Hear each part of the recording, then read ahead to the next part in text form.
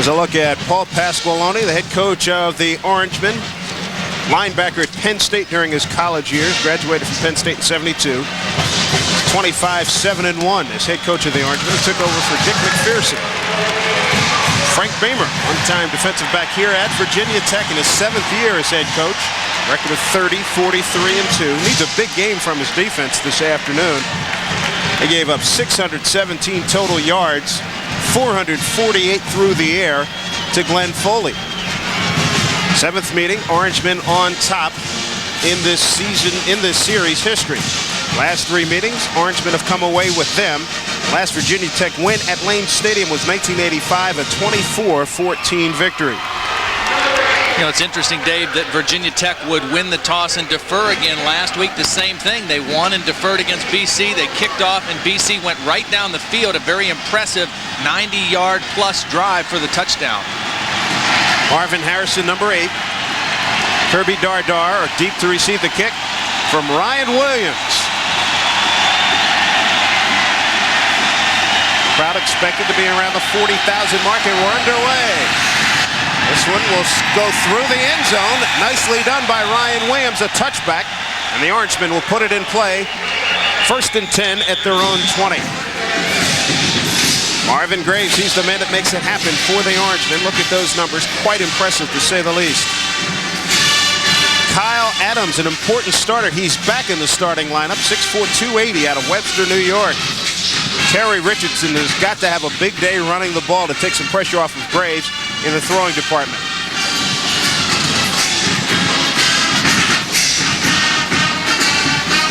We'll have to redo the kick. An offsides call against Virginia Tech. Todd, what do you make of the Tech strategy? On the kickers, the kick will be kicked over from 5-yard penalty.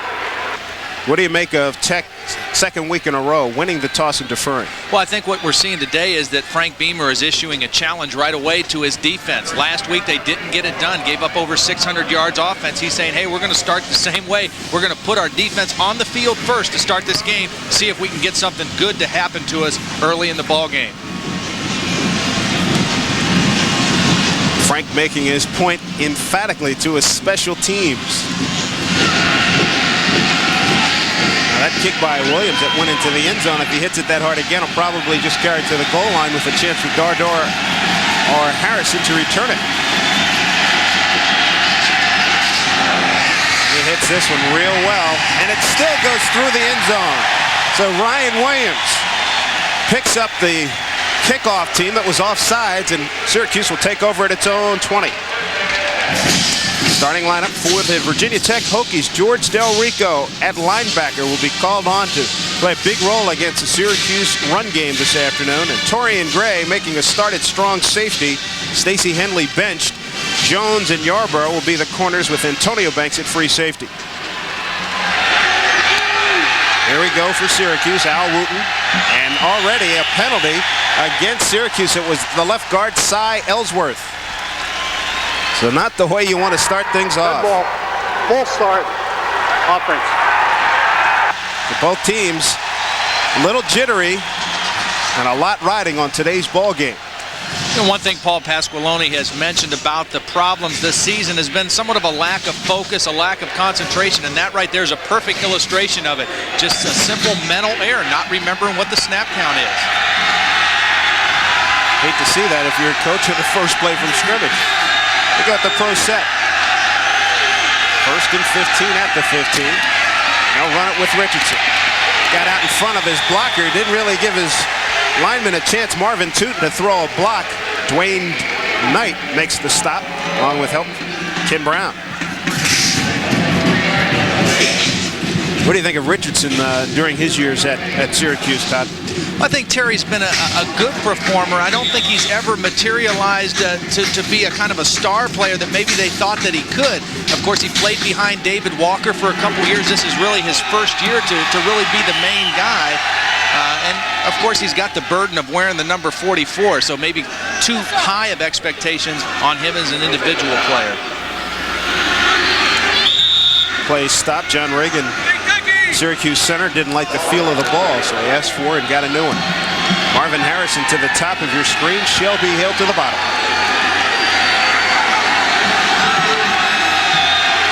Tech with 8 men in the box up front. Graves, penalty flags.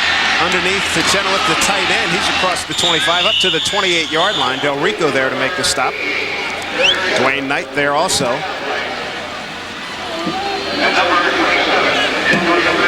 Offside defense. So you know Frank Beamer and company, Phil Elmation got to be gone crazy with this with the offsides here.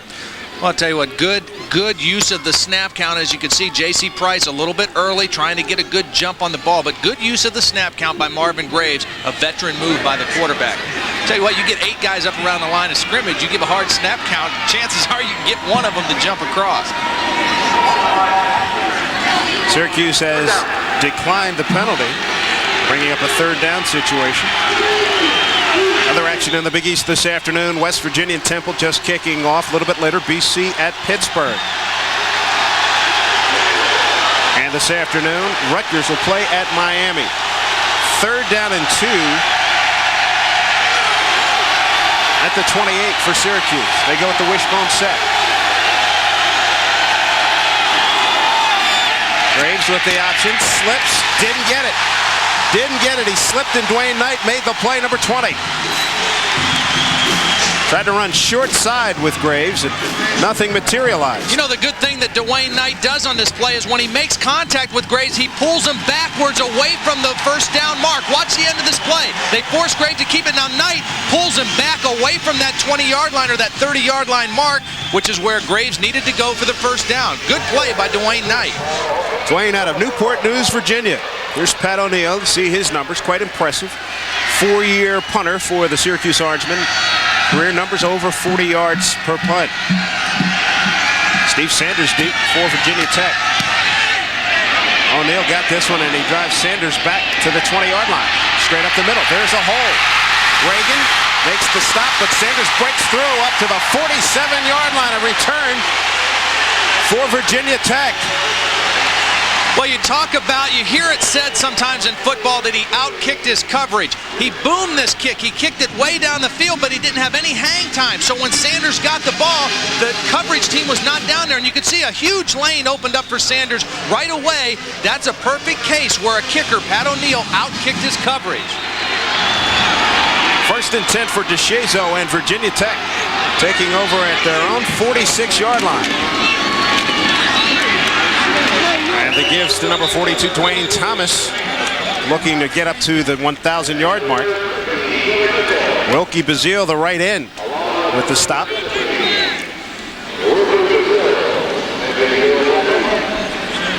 Sun breaking through here. There was a threat of rain of about 60%, but that looks like that will go by the wayside. 2nd down and 8 at the 48.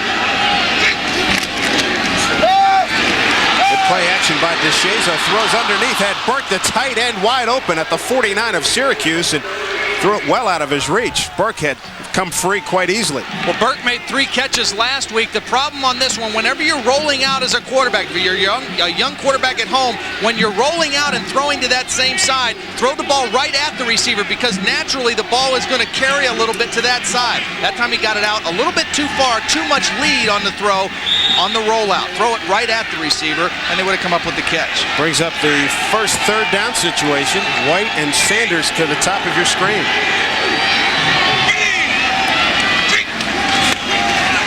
Out of the pro set, back to throw over the middle and throws it behind Cornelius White. The linebacker, number 41, Nate Helmsley, covering for Syracuse, and Virginia Tech will have to punt. Well, good news for both defenses. Kevin Coyle, the defensive coordinator of Syracuse, and Phil Elmation of Virginia Tech. First time out for your defense. Defenses that have been struggling through the season a little bit get 3 plays and out. Robbie Colley. Robbie out of Tazewell, Virginia. Shelby Hill deep to receive. Shelby 6th in the Big East in punt returns. Angling for the corner. Does he get a bounce? No, sir. A couple of yards deep into the end zone. A touchback So both teams have done a 3-and-out here at Blacksburg, Virginia. 12:06 to go, first quarter, no score. We'll be back after these messages.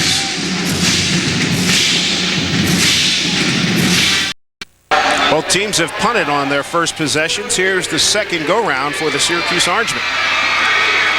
No score at Blacksburg. 3 minutes into the game. Syracuse has been a terrific road team. 22 of their last 28 they've won. Pasqualoni, an incredible record as a young coach, 13-2-1 on the road. I mean, that's the mark of a very solid football team when you can win games on the road. Orangemen 2-1-1 on the road this year. Graves for the fullback. Not much happening there for Al Wooten. Cornell Brown, number 58, is the first there to get him. Waverly Jackson with some help, number 98. Cornell Brown having a real nice season for this defense. He's a freshman out of Lynchburg. His older brother, Ruben, of course, one of the best offensive linemen in the conference, plays at the University of Pittsburgh. I'll bring up a 2nd down and 8 from the 22 for Marvin Graves and company. Harrison to the top of your screen, Hill at the bottom.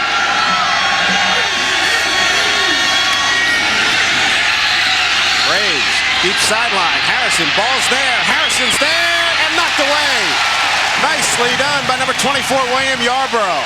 Yarborough, an outstanding one-on-one coverage, made a good recovery. Well, he certainly did, because this is a very well-thrown ball by Marvin Graves, but he's thrown it from the right hash to the left sideline, so the ball stayed up in the air and acts for a very long time. It allowed Yarborough to get back at the end of this play and tip the ball away. Watch at the very end. The ball's up in the air a long time. Yarborough draws a bead on it and gets a hand in there at the last minute. That's a great recovery play by William Yarborough. If nothing else, Graves was better able to gauge the wind on that throw. Here's a 3rd and 5. Run it out of the shotgun. Tech shows blitz. They back off. But it's good enough to get Graves back at the 15-yard line. Big play by Virginia Tech. Lawrence Lewis, number 56, with the sack. Well, Marvin Graves is a very mobile quarterback, but they get such a great pressure and they just collapse the pocket that he has nowhere to go. Watch, they bring some extra people. Just a great rush on the outside by Lawrence Lewis, number 56. That forces Graves to try to step up, but there's nowhere to go. A lot of maroon jerseys in there and a big emotional sack early for Tech. Here's O'Neal, short hops at his first punt for 52. This one a good one also. Sanders at his 38, looking for the wall. And Grosvenor forces him out of bounds at the 45-yard line. A punt of 45 yards. Steve Sanders, nice effort. Virginia Tech in good field position to start its next drive. No score, 10:33 to go. We'll be back after these words from our local stations.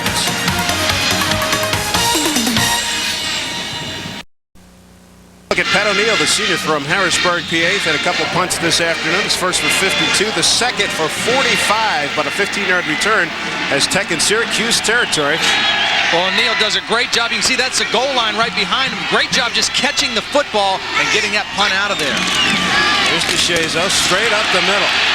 Spinning out of the tackle, finally brought down. That's Dwayne Thomas, nicely done. Bob Grosvenor has to bring him down. And a nice hole right up the middle for Thomas. Here's Maurice DeShazo. Good numbers for Maurice. The TD and interception ratio is strong one. Jim Pine, big key today for him. Keep Kevin Mitchell out of DeShazo's face. Steve Sanders is replacing Antonio Freeman. He's lost with an ankle problem. 2nd down and 3. Here's DeShazo outside, picks up a block inside the 30. First down for Virginia Tech. Grosvenor making a lot of tackles out of that secondary, and an outstanding play by DeShazo, faking to swarm on the option. Well, I'll tell you what, when they run the option, watch how long he keeps the ball in the belly of the fullback. He rides it all the way in there and draws all the linebackers in on the fullback. Then when he pulls it out, he's got a lot of open spaces. I'll tell you what, Maurice DeShazo can run the option as well as any quarterback in the country. 14-yard gain for Maurice. 1st and 10 now at the 27. Here's Dwayne Thomas, gets a good block, gets inside. He's down to the 21-yard line. Picks up 6 on that play. Billy Cannati, number 61, got out there on the block. Greg Shaw brings him down. Ernie Davis-Brown playing at left tackle. He's going to need a big game, as well as Mitchell and help from everybody else. And Grosvenor, you've seen him already be involved. Not a good sign when the strong safety has to make so many tackles this early in the game.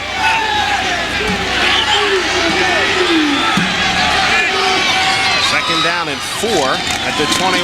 DeShazo pitches to Thomas. Cuts inside, gets a good block. I'm telling you, an outstanding block by Cornelius White. Only a 2-yard gain, but Cornelius White, number 4, with a good block on the corner. Scott Freeney, the outside linebacker, with the stop.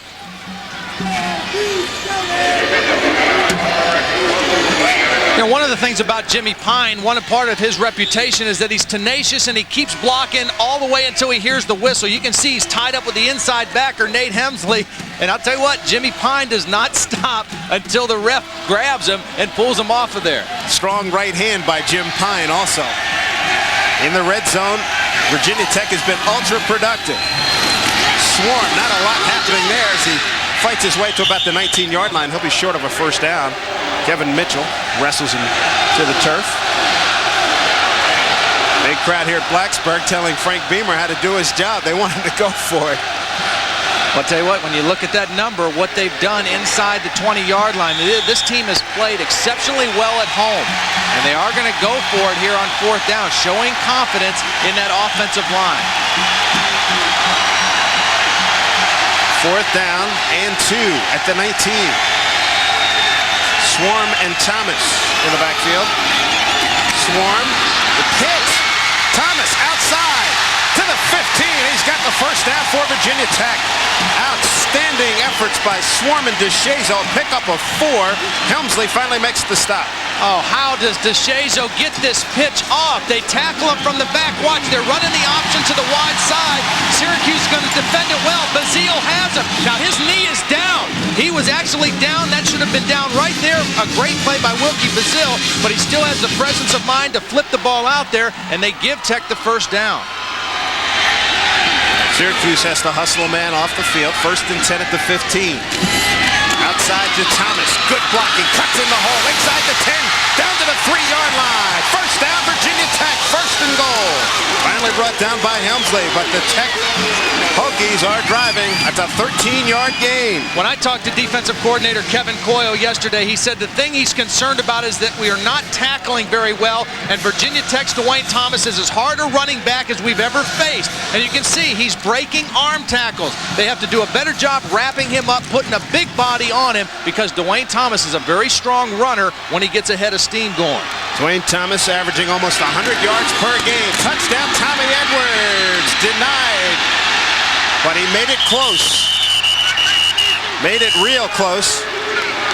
Tommy Edwards out of Radford, Virginia.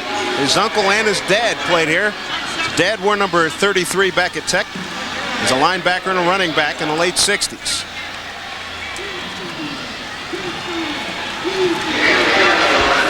We talked about the importance. I mean, how would Syracuse defense hold up to the running game of Virginia Tech? And right now in this drive, Virginia Tech is pretty much sticking it right at them. Even though I think Syracuse had a great play on the 4th down play, it was taken away from them. Out of a power eye, Thomas left side, big hole, touchdown Tech.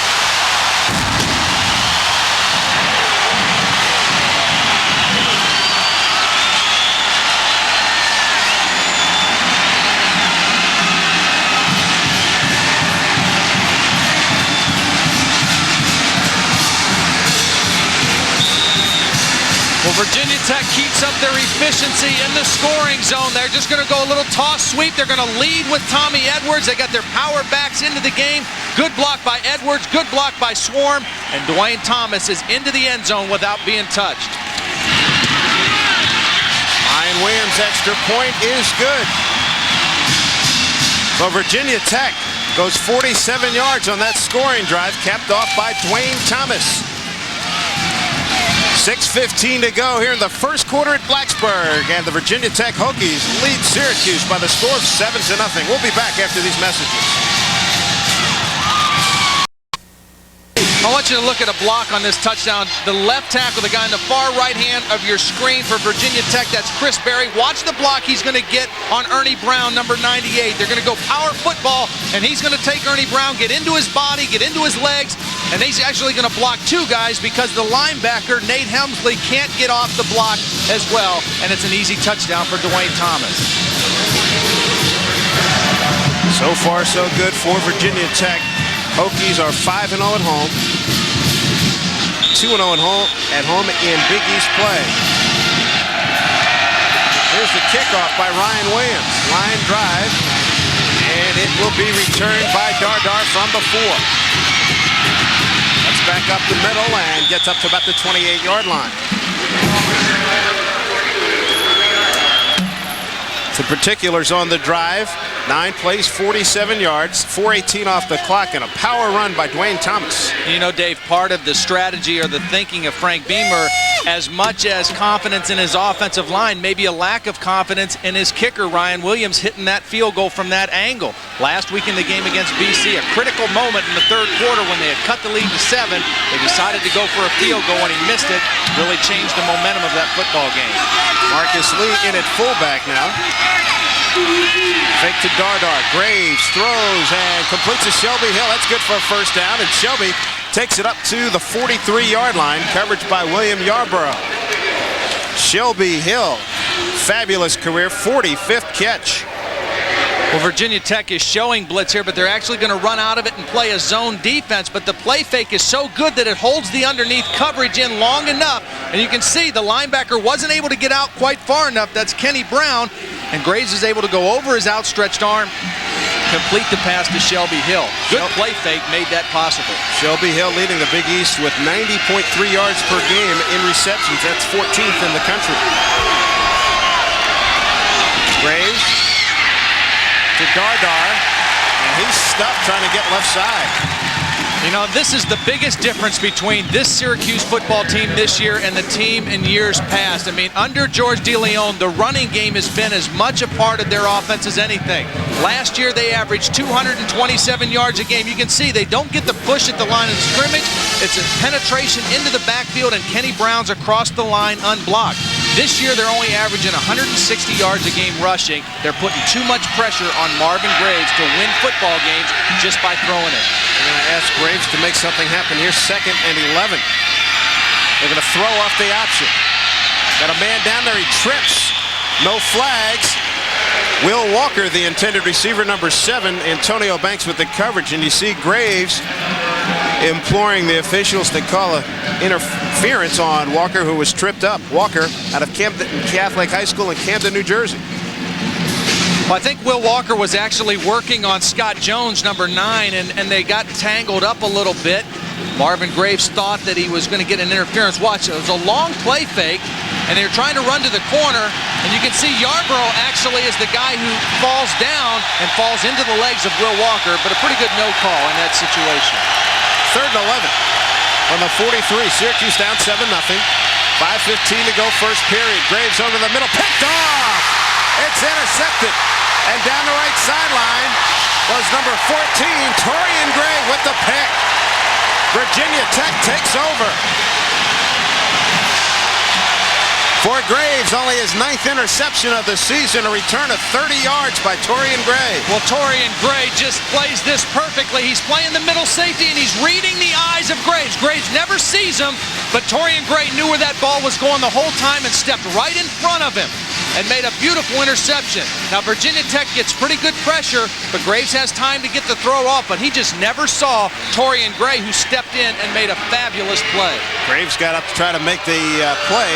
You look at Gray, who's starting at the safety spot this afternoon. DeShazo and company leading 7-0. Have the ball at the Syracuse 28. Thomas dragged down from behind. Nice play by Kevin Mitchell. Mitchell beat the block. In fact, he could have been in there to take the handoff from DeShazo. Loss of a yard on that play.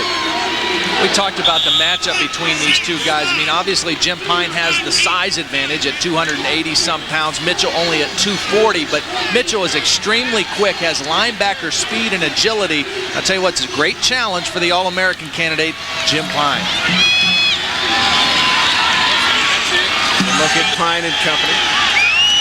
DeShazo wants to throw it. It's Joe Swarm down to the 23-yard line. Pickup of 5 on that one. Joe Swarm, one tough guy. He and his backup, Brian Edmonds, probably one of the better fullback tandems you'll see in the Big East. Swarm at 5'11", 230. From Falls Church, Virginia. And here's a guy that does a lot of blocking, but averages close to 5 yards per run. 3rd and 6, ball's at the 24. Tech taking over on a Torian Gray interception of Marvin Graves. DeShazo into the end zone. Burke is there. Touchdown, Virginia Tech. John Burke, the tight end, the best blocking tight end in the conference, says Frank Beamer, makes it a 13-0 Virginia Tech score. And this is a perfect throw by Maurice DeShazo. John Burke, before last week, only had 5 catches. He had 3 catches in the game against BC, but they were all in the flats. This time they go one-on-one against the linebacker. You can see him working against inside linebacker Greg Shaw, beats him to the corner, and DeShazo just laid it in beautifully for his big tight end. So the interception by Torian Gray sets up DeShazo. Another TD pass for Maurice, number 21 on the season. Extra point by Williams is no good. Wide to the left. Nonetheless, Virginia Tech has taken a 13-0 lead with 3:45 to go in the first period here at Blacksburg. DeShazo's great season continues. We'll be back after these messages. Here at Virginia Tech, the walk-on John Burke has made it a 13-0 lead for Virginia Tech on the 21st TD pass from Maurice DeShazo. Well, now look at Greg Shaw, 48. He's in there too tight now. He's in there too long because he's going to try to come back out and give coverage on the tight end, but you can see he's too far behind John Burke. He was up there close to the line of scrimmage showing blitz, and he wasn't able to recover and get back out underneath that throw to the tight end. But again, a beautiful throw by Maurice DeShazo. Syracuse in trouble on the road. Yardar and Harrison did to receive a kick from Ryan Williams. Williams has been a busy man this afternoon. Crushes this one into and through the end zone for another touchback. And Syracuse will have to go the field, get on the board. See Maurice DeShazo on the headsets. We talked to Ricky Bussell, the coordinator, yesterday, and the quarterback coach. He says, I get Maurice on the headsets every time he comes off the field because Maurice is such an emotional guy, a guy who likes to get all excited and run up and down the sidelines, watching what the defense is doing. He says, more than anything, I just get him on the headsets. Whether I make sense talking to him or not, it's just to keep him calm and focused on what he's doing. So far today, it's working. Marvin Graves needs to get things going. He's 2 for 9, 29 yards and an interception. Good job on the option. Richardson outside, hammered out at the 32-yard line. He was really drilled there by Torian Gray. Well, we see DeShazo running the option with very much efficiency. Marvin Graves can do it too. The thing that Graves does beautifully on this, he holds the ball and doesn't pitch until the last minute. Watch him take it to the very end of the defense. He gets Dwayne Knight in a position where he can't win. He makes him come to the quarterback, and then he pitches out to Richardson for a good game. Syracuse has to go long ways every time they get the possession thus far. Here's the fullback up the middle, Al Wooten. Waverly Jackson, number 98, with the tackle. Picks up 5. Syracuse starting points, Todd, have been the 20 off a touchback, the 20-yard line, the 24, and the 20 once again. Yeah, I don't blame you. I wouldn't reach. One of the problems that Syracuse has had offensively is just some breakdowns. They haven't been as consistent putting the long drives together. That's been one of the real strengths for Virginia Tech, long drives where they haven't made mistakes. Syracuse has kind of hurt themselves offensively this year when they've tried to drive the football. Everybody up close for Tech. Play action. Graves under pressure. Goodbye. See ya later. George Del Rico's there, number 41. George making the stop with Jeff Holland, a loss of 7. George Del Rico making the play. George out of Seabrook, Maryland. Virginia Tech gives you a lot of different looks. Now, Del Rico's an inside linebacker, but they put him on the outside of the line, and he comes in and he runs right through the block of the fullback, Al Wooten, and is able to get right on to Marvin Graves. They moved their linebackers around. That time they took Del Rico out of the middle of the defense, put him on the end of the line, brought him in there with a good hard rush against the running back. If you're Syracuse, you got to make sure you maintain your poise here because it's not getting any easier. Cover 2 look by Virginia Tech. They did not play this at all against BC. A different look on defense. There's Graves. Underneath, completion. Not much going to the 32-yard line. Jason Wilson, number 6, makes the reception a 4-yard gain. Kenny Brown stops things, and Syracuse will have to punt one more time. And part of that is because they went to the cover 2 underneath coverage, 2 deep safeties. They forced Marvin Graves to have to throw the underneath route, knowing that they weren't going to give up a 13-yard reception. Very good call by Phil Elmation going to the 2 deep coverage. There's Pat O'Neill, another punt for him. Had a good afternoon, almost 49 yards. Up the middle, it's blocked. Tech can't fall on it, but the block was made by number 25 for Virginia Tech, William Farrell. Virginia Tech will have a 1st and goal at the 9-yard line. Virginia Tech special teams. And we talked, that was one of the keys to the game, and our chalk talk before the game was consistency in the kicking game. O'Neill, it's a good snap. He's not too slow, but there's no blocking up the middle. I mean, there were 3 guys that could have blocked that punt. William Farrell's the guy who gets it, and a key special team play. Look at that. O'Neill had no chance. There were 3 Hokies in the area that could have blocked that punt. Farrell's only regret he didn't pick it up and score. 1st and goal at the 7.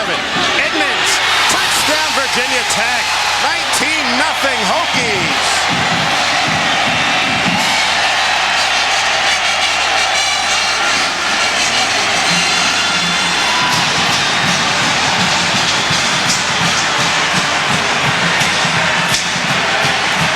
Syracuse being run out of the building here in the 1st period. Well, again, Brian Edmonds had a career game last week against BC. They fake the toss. That sends the linebackers running out wide. They give it back to the fullback, Edmonds, and it's a big hole.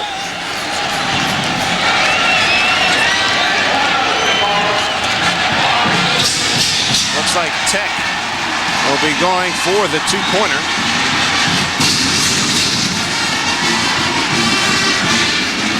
There's Edmonds, who played so well last week against Boston College. He's averaging 5.8 yards per carry. I think Paul Pasqualoni wanted to call a timeout just to kind of get his defense to regroup a little bit. We see the end zone. They fake the toss. That caused the linebackers Shaw and Hemsley to run out of there so quickly, and then they give it back to the fullback. Very nice fake by Maurice DeShazo, faking the toss. If you're a Syracuse fan, your heart's starting to get a little heartburn because it's bringing back memories of the back-to-back nightmare weekends against Miami and West Virginia, where the Orangemen were outscored 92-0. You know, we talked about the losses of personnel that Syracuse had and that you can replace the athletes, but it's very difficult to replace the experience and the leadership. And the defensive players that this team lost, guys like Garland Hawkins and JoJo Wooden and Dan Conley, Glenn Young, those 4 key linebackers, the thing that they bring to this team as much as anything is even though they're getting beat here in the 1st quarter, those are the kind of teams or guys that have been in the tough games. They've been down before, and they know how to rally a team back to stay focused and keep with what you're doing. Question for you, if you're DeShazo and Virginia Tech, what kind of play are you looking to run here in the 2-point conversion? Well, I think with Maurice DeShazo, you've got to give him the run-pass option. I'm sure part of their 2-point play, they put the ball near the left hash. Expect to see him do something out to the right, to the wide side. Close set backfield. Thomas and Swarm. DeShazo straight back to throw with time into the end zone. Got it! 2-pointers good to Cornelius White. It's 21-0 Tech.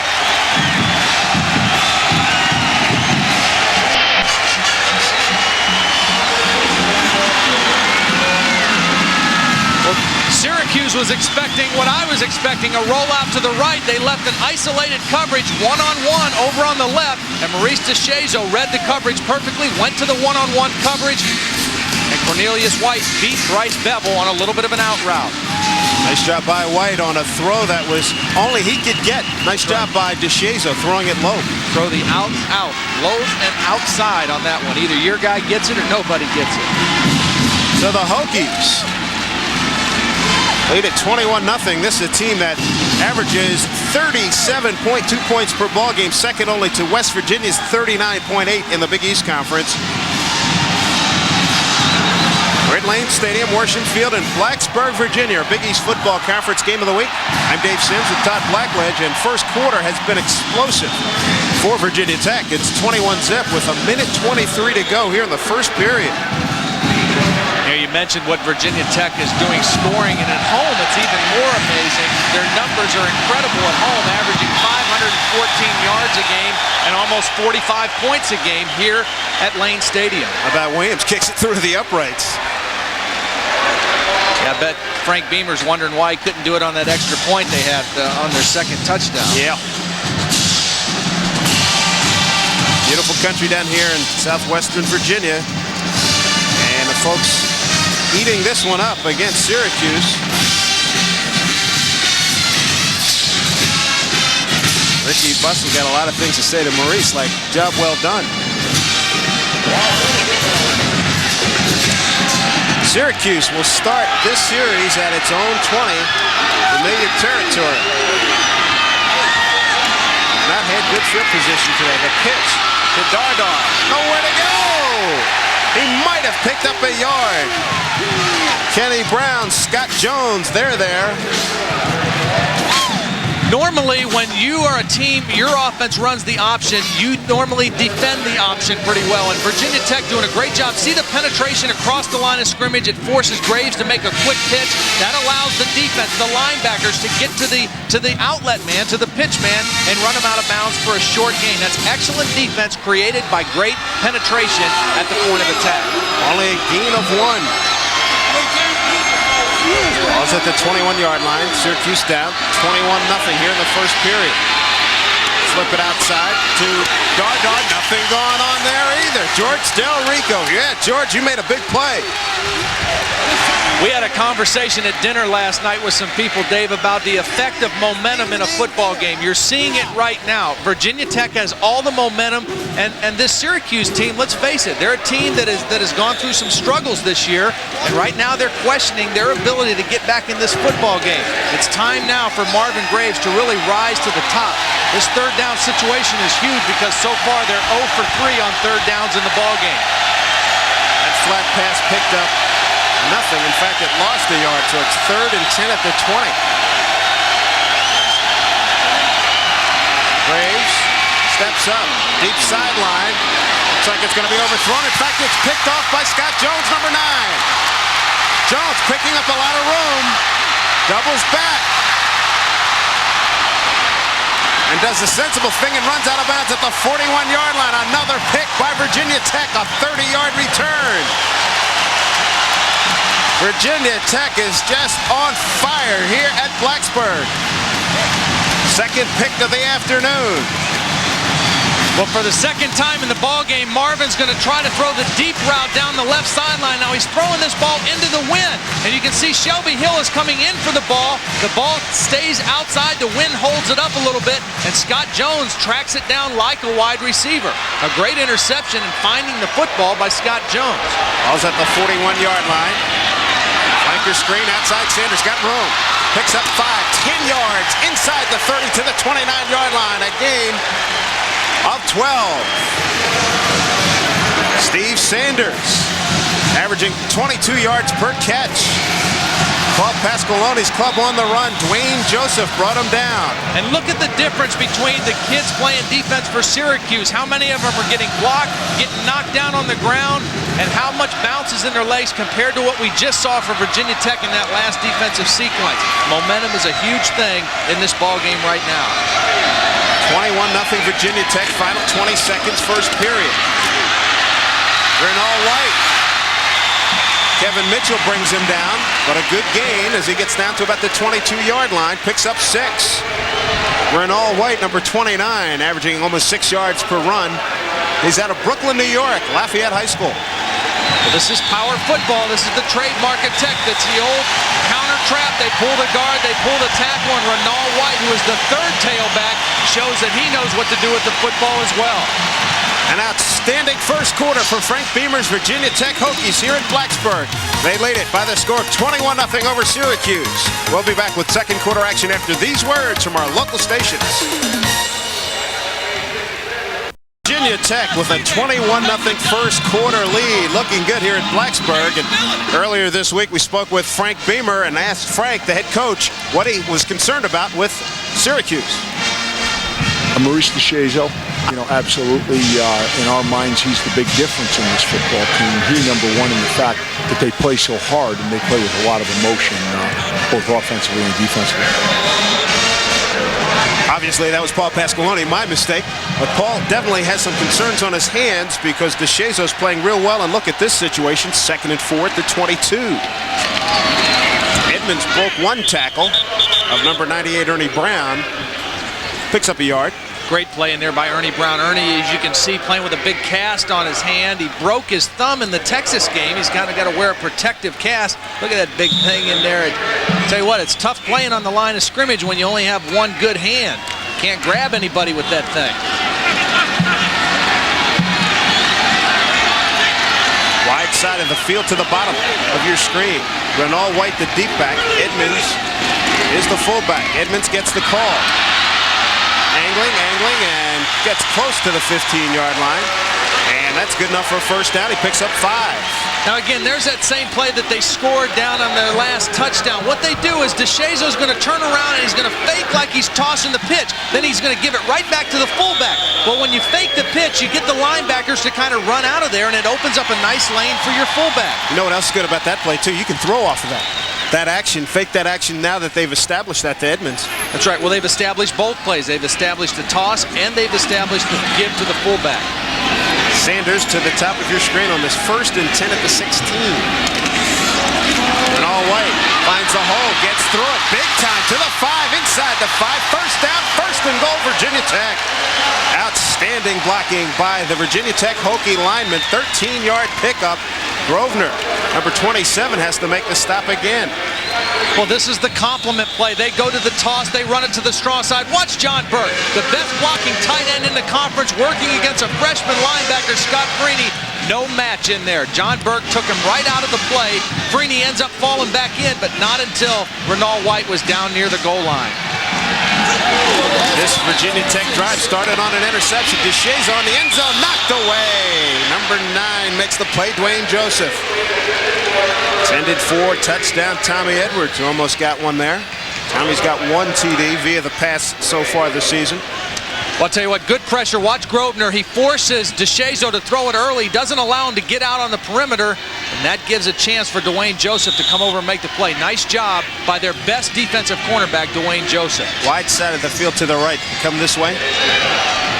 Yeah, I think they'll come this way. 2nd down. Look for possibly an option to this side. See Burke resetting. And in motion, give it to the fullback. Edmonds going to reverse field. He's not quite that quick. Not in actuality. In his mind, he was that quick. He lost the yard on that one. Scott Freeney, number 99, makes the stop.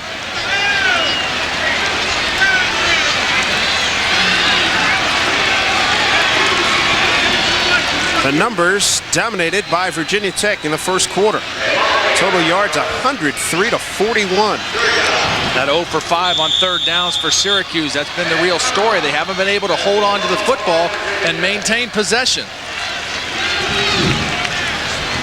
Virginia Tech has called timeout to discuss what they want to do on this 3rd down and goal from the 4-yard line. 12:58 to go here in the second quarter. It's 21-0 Virginia Tech over Paul Pasqualoni Syracuse Ball Club. We'll return after these messages. Tech knocking on the door again. They're up 21-0, and they just called a timeout to discuss what to do on this 3rd and goal from the 4. You know, on the 2nd down, you asked me what I thought they'd do. I thought they would go wide. They tried to fake the toss again and give back to the fullback, but that time good pressure on the inside by Syracuse. Now on a 3rd down play, I do expect that they need to go to the outside. Get DeShazo out on the corner, let him do something. They'll do it out of the pro set. Edmonds 32, White 29. to the wide side. DeShazo looking to throw back the other way. Throws it into the end zone and throws it away. Nice job. Did the smart thing. He threw it out of bounds. 86, Kevin Martin was the intended receiver. And Kevin Mitchell had a bead right on DeShazo. Had Maurice decided to try to double back and go the other way, Kevin Mitchell was waiting for him and kind of walked off the field with him saying, you weren't going to get around me. You got around some of those guys from BC last week. You weren't going to get around me. Nice job. Good stop there defensively for Syracuse. And I'll tell you what, they needed to stop the bleeding in a big way. Sure did. Ball's going to be placed at the 11, a 21-yard attempt. It's been a spotty year for Ryan Williams, only 3 for 7. It's at the left hash mark. You'll watch it. No doubt about that one, right through the uprights. So another turnover by Syracuse is converted into points by Virginia Tech. Ryan Williams kicks it through. It's 24-0 Tech. We'll return to Blacksburg after these messages from our local stations. Turnovers here at Blacksburg, Virginia. Ryan Williams was kicking with the wind in the first quarter. Now he'll be kicking into the wind. Let's see how he does this time around. He had 3 touchbacks in that first quarter. This one will hang up in the air. Bounces, Dardar at about the 14, the reverse. And they got a lot of room out there for Jason Wilson down the sideline. He's got people there to escort him down the sideline. He's going to score. And no penalty flags. Touchdown, Syracuse. 68 yards on the return. Take another look. It's an 86-yard return. Jason Wilson. Well, you know, the amazing thing about this, Dave, is they almost didn't field the kick. The kick was almost too short for him to execute the reverse. Dardar had to move up about 15, 20 yards to catch the ball. As you look at Bob Casulo, the special teams coach, watch, Dardar can't get to the football. Now, if he doesn't field this pretty cleanly, he never makes the handoff.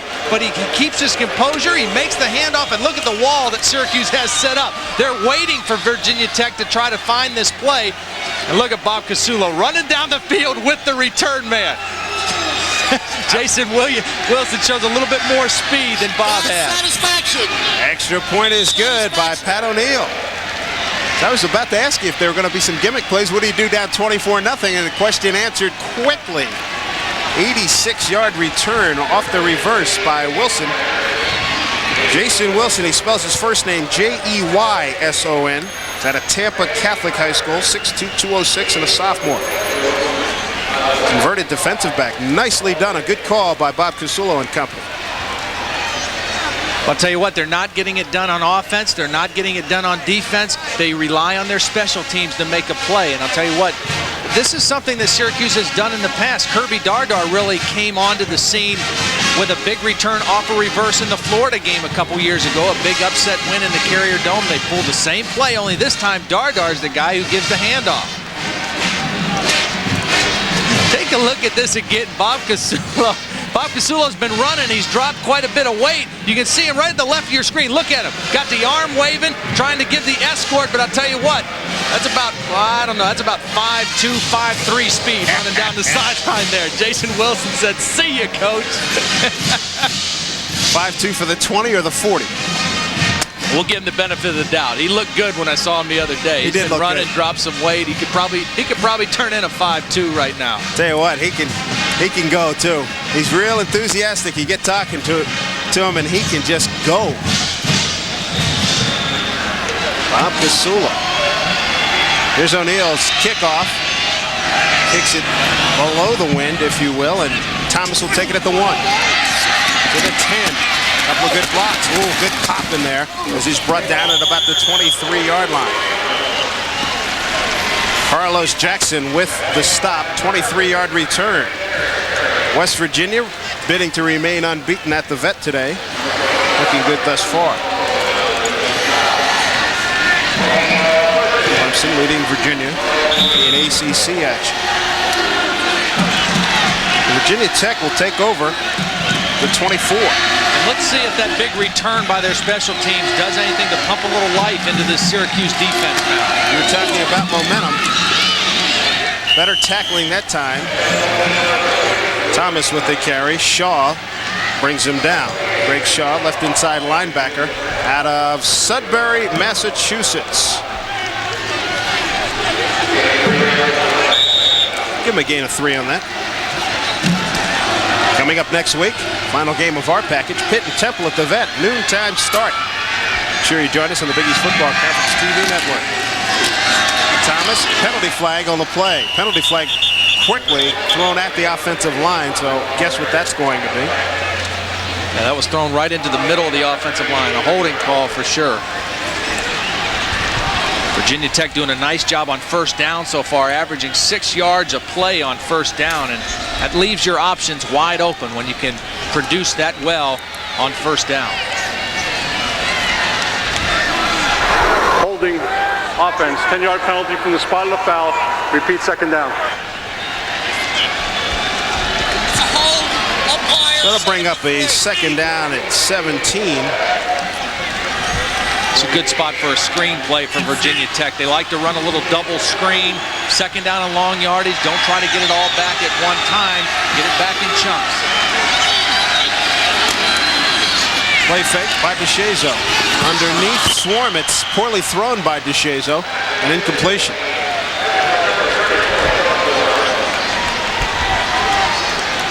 A little too much steam on that ball by Maurice. Throwing it out to the back. You want to just give your running backs, particularly a fullback, and the fullbacks in this offense aren't used to catching the football that much. I mean, Edmonds has 2 receptions. Swarm has not had he had his first reception today in this ball game. Want to give him a nice, easy ball to catch because they're more used to running with it rather than trying to adjust and catch it. I don't know if Swarm's the kind of guy DB wants to have to make a tackle in the secondary once he squares up. 3rd and long. Quick pop. Cornelius White breaks a tackle, but no, oh boy, got hogtailed there by Ernie Davis Brown, number 99, who finished him off. Got him up high and throws him down. And do you see the difference in the Syracuse defense? Just the spark that has returned to their legs. I mean, they're flying to the football again. A couple series ago, you saw a bunch of white-shirted guys staying on the ground, getting blocked, not flying to the football. That's what a couple good plays, a good stop by them before the kickoff, forced the field goal, and then a big kickoff return, pumps a little life back into the defense. Robbie Colley's punt, he's 7th in the Big East coming into this week's action. Penalty flag, Shelby Hill's got the sideline, got a block, and he's finally dragged down at the 28-yard line, but a penalty flag back at the 27-yard line of Virginia Tech.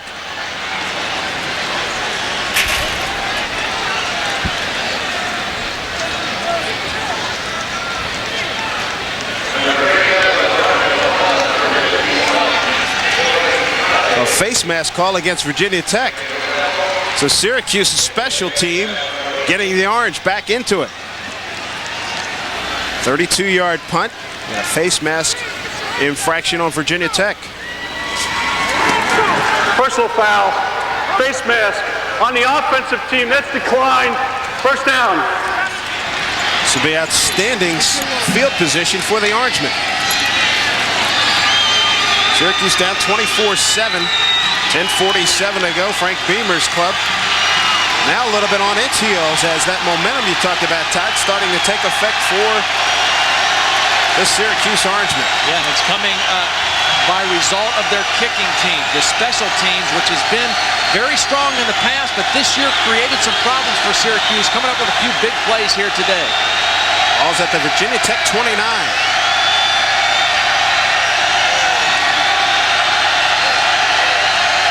Real long count by Graves. Quick out and obviously a misread on somebody's part there. Harrison took it down the sideline. He was the intended receiver, number 8. How does a play like that, how do you get a misread on that? Well, normally it depends on what the coverage is. When you're throwing a quick 3-step drop like that, if the coverage comes up into a bump and run situation, that automatically converts to a takeoff pattern. If the coverage is off, then you run either the out or the hitch. It's a matter of the receiver and the quarterback reading the coverage the same way. Option this time. And they didn't let him pitch it. Number 56, Lawrence Lewis, a loss of 2. Outstanding play by Lewis, the redshirt sophomore out of Hampton, Virginia. Oh, you're exactly right. An excellent play by Lewis, not allowing Graves to pitch. And you're going to see Graves is going to try to pitch this ball. Now Lewis is going to come and watch him get his arm around the outside arm and doesn't allow Marvin Graves to pitch the football. That's excellent work against the option by Lawrence Lewis. Smart play. 10-10 left in the first half. 24-7 Virginia Tech. There's your play there. 3rd down and 12 for Marvin Graves in Syracuse. Graves throwing, completing. Harrison dropped it. He dropped it at the 17-yard line. Would have been close to a first down. Yarborough and Antonio Banks were there covering for Tech. Well, that makes it 0 for 6 now. Syracuse on 3rd down, but this is a play Harrison has to make. When you're struggling on 3rd down, he runs a nice route. He gets the defender to slip, but Marvin Harrison turned and was trying to run to the goal line before he caught the football. Make the catch first. Also looked like he tried to catch it with his body, too. He tried to get those arms out there and made it tough. Here's O'Neal. Pasqualoni sends in O'Neal. 48-yard attempt. He's definitely got the leg for this. He was booming him yesterday in the walkthrough. And he's got the wind at his back. And he's accurate. On the money. 48-yard field goal by Pat O'Neal. For O'Neal, his 9th field goal of the season. His longest is 50. 9:52 to go, 2nd period. Syracuse back on the board. It's 24-10 Virginia Tech. We're back after these messages. Oh, one of the many faces here, and a cute one here with his Barney hat on here, enjoying Virginia Tech's lead over Syracuse. Pat O'Neal with the field goal. 3 more points on the board for the Orangemen. Well, this one almost got blocked. Torian Gray slips in right on the right side there and extends out, stretches out, but Pat O'Neal, great kick, really stayed down on that one. Had the wind with him, but still had to drive the football a long ways. We already saw the one block punt that resulted in a big play for Virginia Tech. And that's something under Frank Beamer that this team has done a lot of. That's the 4th kick block that they've had this season. And overall, under Frank Beamer, since he's been here in 1987, they've blocked 14 punts, 11 field goals, and 9 extra points. So that's something that Frank Beamer is very proud of with his teams here at Virginia Tech. O'Neal, his kick just crushed. I mean, he got all of that one. 10 yards beyond the end line will force Virginia Tech to start at its own 20. Pat O'Neal, 51 points on the board thus far this season. Has been good being at Lane Stadium, Worsham Field for the Hokies. 21 of 22 quarters. Not bad. This is an important drive for Virginia Tech's offense now. Not necessarily they don't need to score, but they need to reestablish themselves after that last stop by Syracuse. DeShazo pays for keeping it that time. Wilkie Bazile, number 70, and Greg Shaw. They are there to make the stop, and they do seem a step quicker. Oh yeah, there's a new bounce in their legs. I'm telling you, that's what happens in a game like this. When you achieve a little success, you get a taste of a little success. You see Ernie Brown takes the fullback. Good discipline on the option. Bazile and Shaw team up on the quarterback. Stop that for very little gain. Brian Still, number 17, to the top of your screen. No gain on that previous play. Whitaker Thomas trying to get outside. Strung out nicely. Syracuse defense coming to the 4. Thomas didn't have a lot of room to work. Little Kevin Mitchell starting to get fired up, and we saw him earlier in the Pitt game, and you talked about how he can fire up a defense, make an offensive lineman crazy by talking to him. Well, Kevin, you're not going to get in a jawing contest with Kevin. I mean, Kevin's going to talk with the best of them, and that's part of his whole way of playing, part of his style. He's a great player. You can't take that away from him at all. First time we've seen the shotgun now in this ball game from Virginia Tech. Ball's at the 23-yard line. DeShazo's got time. Sideline, up high, almost picked off. Intended for number 82, Jermaine Holmes. Good coverage on the play by Bryce Bevel. Well, another 3 and out. Now they've got the distance for the first down. Good protection, but the ball just gets up a little bit on Maurice. You can see, doesn't quite get down on it. It's a high throw. Receiver had both hands on it, but still, you don't want to send him up in the air after a football like that with the defender right behind him. Now remember, Robbie Colley kicking into the wind here. Syracuse special teams, they put a little pressure on him, but a pretty good kick by Colley. Hill at the 38. Fine play, penalty flag. Cornelius White, the wide receiver, first man down, and he forces the action, does a good job. Might be a face mask on the play. 38-yard punt by Robbie Colley. You can see Shelby and Dwayne Joseph. There was some confusion on that one there as to whether he was going to make a fair catch or not.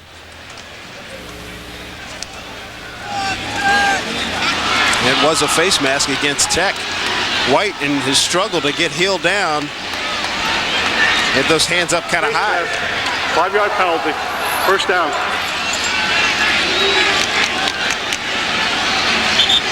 Those wide receivers aren't used to tackling too much. That time it's wide receiver against wide receiver, and it's unfortunate because they've got great coverage here, and Cornelius White is right in position, but just inadvertently the hand slips up on the face mask, and he gets called for the penalty.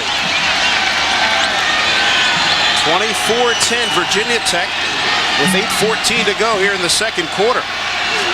Been mostly Syracuse here in the second period. Chinook.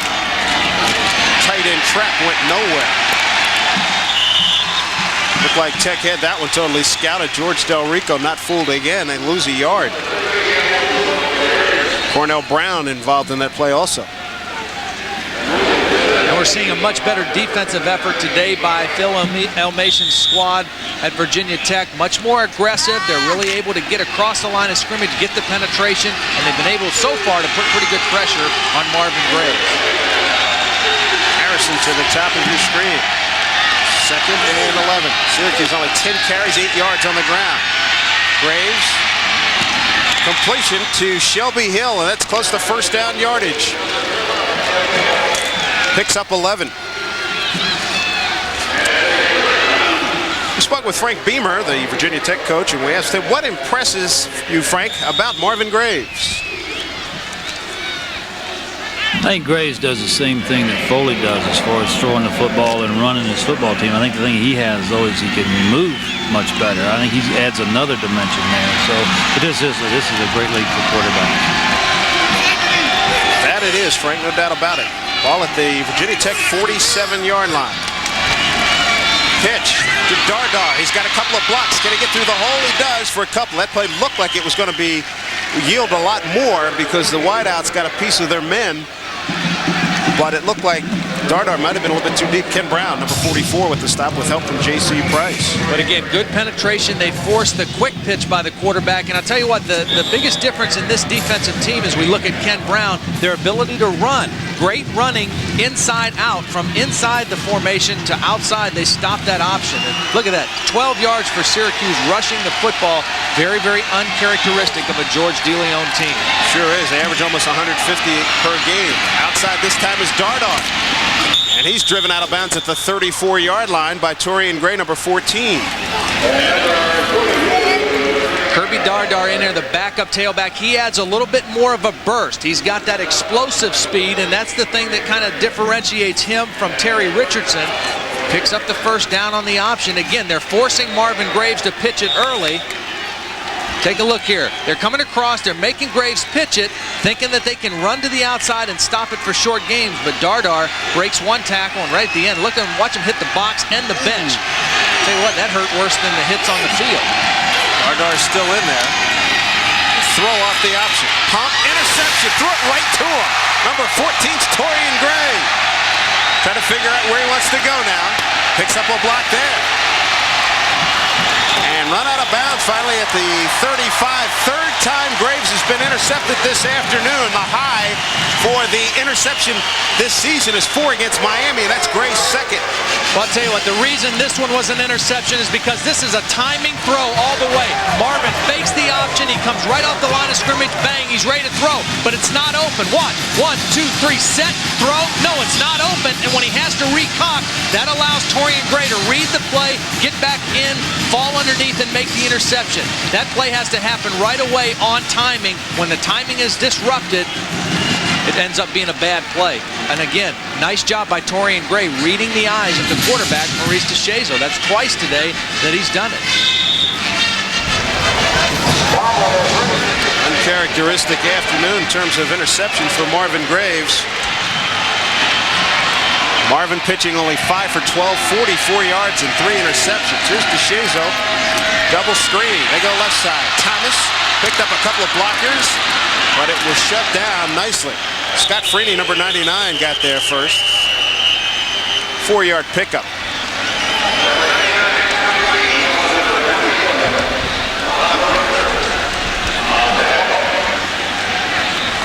Thomas got out there in good shape. It looked like that play was going to develop into something a lot bigger. Offensive line of Conati, Malone, Pine, McMahon, and Barry for Virginia Tech.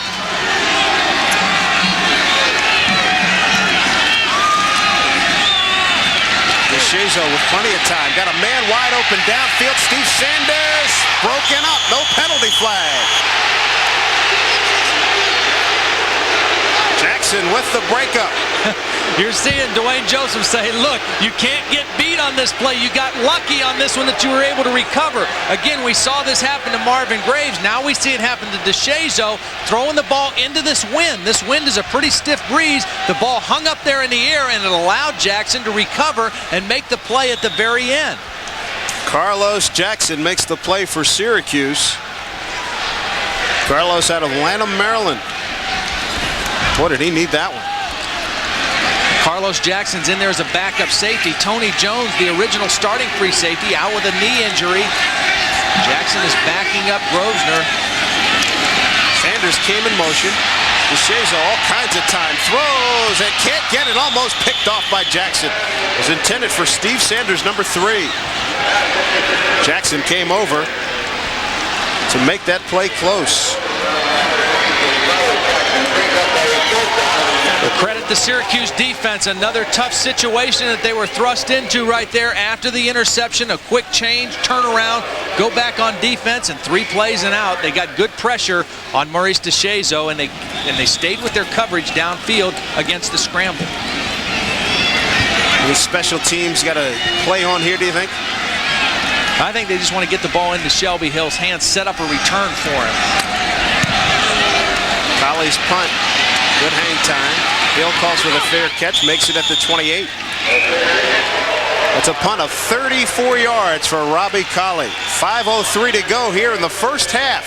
Virginia Tech leading by the score of 24-10 over Syracuse. We'll be back right after these messages. Tech leading 24-10. Been a tough afternoon for Marvin Graves. He's been picked off 3 times this afternoon, and Frank Beamer's got to like that the way his defense is playing thus far. But if you're Syracuse, you got to hope Marvin starts to get it in gear here. Well, 14 points is definitely not insurmountable for a guy the caliber of Marvin Graves and as explosive as this offense can be, potentially, with their ability to throw the football. Richardson gets the call this time. Picks up a couple. Bernard Basham, number 8, is in. He made the stop. Help from Kenny Brown. You know, it's interesting. When I spoke with George DeLeon, the offensive coordinator, yesterday, he made the comment. He said, you know, of all the guys that we lost offensively, the Ismails and the Gedneys and the Walkers, the biggest losses for us were our 2 guards, Terrence Wisdom and Jerry Sharp. They really enabled us to run the football tough to the inside. They have 2 new starting guards. John Regan's the same center in there, but 2 new guards in Ellsworth and Wallabaugh just haven't been able to pick up the same pace that Wisdom and Sharp played with last year. Straight back to throw. Graves flushed out. In trouble. See it. Throws it up in the air. Will they give it to him? No, they don't. There was not an intended receiver there. Cornell Brown brings him down. Number 79, Kyle Adams, was there, but he doesn't qualify as a receiver. He's the right tackle. Well, I think it's a good call by the officials, too, because he was definitely in the grasp. Of course, we don't have that rule in college football. Great move to the inside by Cornell Brown. Beats Melvin Tootin, the left tackle. And right here, Graves is going down. There's no way that he's going to avoid the sack there and just tries to unload it. Lost it down on that play, too. Good pressure by the Tech defense. Don't forget, Tech was blasted last week by Glenn Foley and the BC Eagles. 3rd and long. 3rd and long, and again, Virginia Tech in a 2 deep look. 2 deep safeties, and they'll play zone underneath, force the short throw here. Here's Graves with time. Short throw, complete. Harrison will not be enough for a first down. He's up to the 32-yard line. Yarbrough brings him down. 21-yard gain, but well short.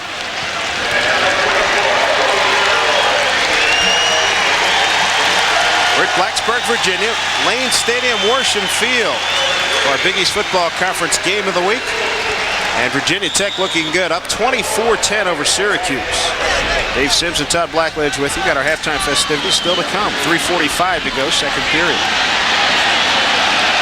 Syracuse defense has played very well here in the second quarter. They can't afford a letdown now and allow Virginia Tech to stick one more in the end zone on him right before halftime. O'Neal punting with the win. Oh my goodness, Sanders just watches it go, and it dives inside the 5. No sir, it took a Virginia Tech bounce. What a break for Syracuse, because that thing was crushed. 69 yards for Pat O'Neal. Wow, that wind helped too. Did get a terrific spiral on it. Coming up at halftime, we'll take a look back at happenings in the Big East last week. Plays of the year coming up. You'll like that, and stats and highlights, of course, of our action here in the first 30 minutes. That is a career best for Pat O'Neal, 69 yards. Now, do they put an asterisk in the record books and say wind dated like they do with track guys or not? Because that was definitely wind dated. Sounded good right off his foot, too, boy. Wayne Thomas. Oh, good finish off by Kevin Mitchell. Wilkie Brazil made him spin. And then Kevin Mitchell, number 50, just buried him. 2-yard gain. Kevin Mitchell trying to turn it up a notch. He's starting to pick up the pace in there on defense, becoming much more active. Again, working against the All-American center, Jim Pine, using his quickness to get to the football. So West Virginia leading, Florida behind in the SEC. Second down and 8 at the 22 for DeShazo. Underneath, hit Swarm this time. He picks up the first down and more. Finally run out of bounds by Bryce Bevel, the right cornerback. First down for Tech. 12-yard gain. Very safe pass. They kind of send the deep coverage down with the wide receiver, slip the fullback out as kind of an outlet receiver. They've tried to get the ball to Swarm a couple times. This time, watch the touch Maurice uses this time. Doesn't throw the hard pass. Watch how soft. Nice little touch. Give it to the fullback. Let him catch it easily, turn upfield and run. And again, you see, yeah, that's a tough target to tackle out there on the corner for a defensive back. I wouldn't want to trade with him. Thomas gets the carry, and they have his number. The Zeal is there, number 70, picks up 1.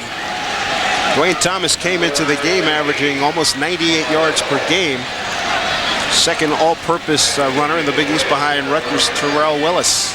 See Wilkie Bazile made that play against Thomas. He's a guy that they really missed early in the season too, when they were struggling a little bit against the run. He's a big lineman, 6'3", 270, was out with a knee injury, just kind of got back into playing about mid-season.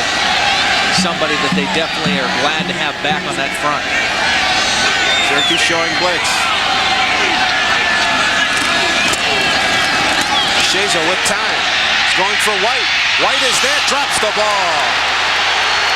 And on his back, making the play, Bob Grosvenor. And that is an excellent play by Grosvenor. Maurice DeShazo saw the blitz, he read it, he audible to the post pattern, and you think that the thing that makes this such a great play is this is a strong safety, Grosvenor, working against a very fast wide receiver. He's step for step with him, and he times it perfectly, jumping up, knocking the ball down. Normally, when you get a wide receiver working against a strong safety, you've got a mismatch, but Grosvenor plays it perfectly. Look at him, just right at the right time, stick that left hand up in there and deflect the pass. Marvelous coverage by the psychology major from Elmira, New York. 3rd and 9 at the 35 for Tech. DeShazo throwing, Burke knocked away. The linebacker, Greg Shaw, broke up that play. Well done. You know, one thing, that Kevin Coyle is going to be so excited to see this play on film because this is the same play that Virginia Tech scored on. They try to run the linebacker, Greg Shaw, out underneath the tight end, but this time he gets there. He's able to get a hand on the football. It's the same play that Tech scored on early in the first quarter. This time Shaw is able to get underneath the throw, get a hand on it, and knock it harmlessly away. You like to see young players learn from their mistakes, and that's a case where Shaw definitely did. High spiraling kick by Colley. White is there trying to make the tackle and does at the 20. Penalty flag, though, at the 24-yard line. A 41-yard punt. Shelby Hill brought down immediately. I think we're going to have a holding on Syracuse on this time, trying to keep Cornelius White away from Shelby Hill. Both punters have been pretty active this afternoon. Good catch interference on the kickers. 5-yard penalty, first down. So interference on the receiver. Well, there's a 2-yard space that you're supposed to allow the guy to have to catch the ball. I think that's a bad call. I think Cornelius White is clearly 2 yards away from Shelby Hill when he makes that catch. I don't like that call there, Dave. Ball's at the 28. It looked like he had 1, 2, and then he hit him. Of course, we had the benefit of slow motion. Syracuse down 24-10. Graves, see ya. Jeff Holland out of Western Branch High School in Chesapeake, Virginia.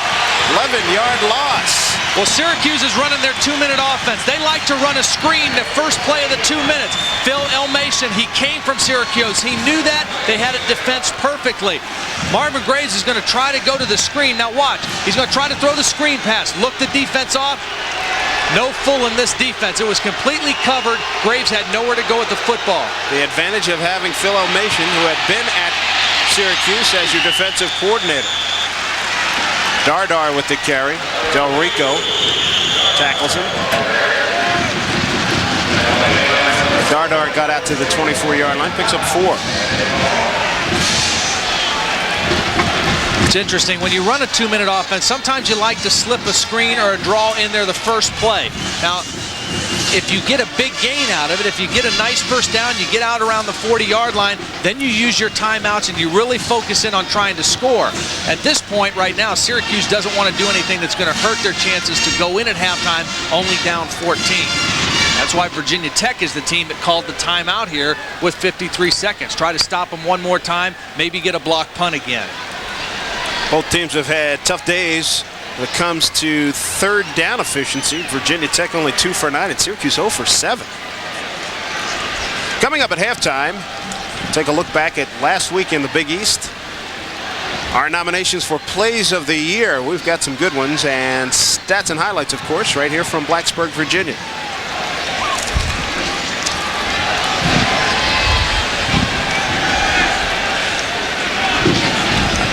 Be an offensive coordinator here, Todd. You got a 3rd and 14 at the 24. What do you figure here from Syracuse? Well, I'll tell you what, I think you're going to get a zone defense. I try to go to one of my wide receivers, either Hill or Harrison, on like a deep comeback pattern or a deep hook pattern down in the middle of the zone. Don't forget Grace throwing with the wind. They go at the option. Get to the corner, pitch it to Dardar. He'll be short of a first down. Hit hard out of bounds by Dwayne Knight. 7-yard pickup. J.C. Price, number 59 there with George Del Rico. Pretty fast defensive unit for Tech. Oh, very fast. And I'll tell you what, they got exactly what they wanted. They didn't have to use the timeout to force the punt.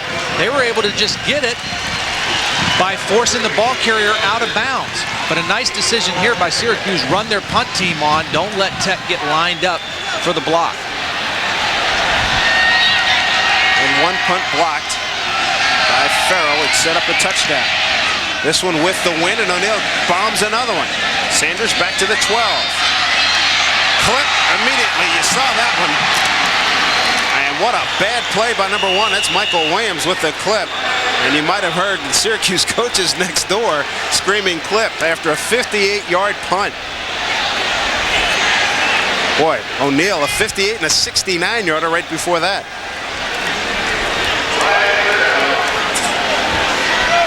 Well, Michael Williams just trying to get back and help his fellow receiver out. And right there, he's caught in the middle. He hesitates. He doesn't know whether to make contact or not. Then he tries to pull off, but it's too late. The official sees the push in the back, and good coverage by Syracuse. So that'll put some pressure on DeShazo and the Tech offense with 34 seconds to go. 24-10 the score. If you're Tech now, and just run it and try to run out the clock, you certainly don't want to put it up and put Syracuse with a chance, with the wind at its back, with a chance to do something here to get within a touchdown. Yeah, you want to run the football. You want to get it out of the shadow of your own end zone, maybe even make a first down, and then go into halftime and regroup, try to get some enthusiasm back in your offense, because this second quarter has been dominated by the Syracuse defense. Wayne Thomas with the carry. Bulldog down by Bob Grosvenor. Bobby, number 27. Bryce Bevel there, number 3. Injured Syracuse player. So we'll get a stoppage of the clock. I think it's Mitchell. Yeah.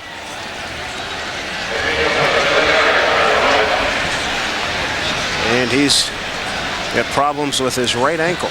Mitchell wants to get up. That's the Virginia Tech trainer that came out first, because if a guy goes down on your sideline, that's kind of customary in college football and pro football, that whatever trainer is closest to the action will go out first. Kevin Mitchell was trying to get up and get to the other side of the field where he could have his own guy take a look. Kevin's one tough guy. Out of Harrisburg, PA, semifinalist for the Lombardi Award. It appears to be his right ankle. I think that's what it is.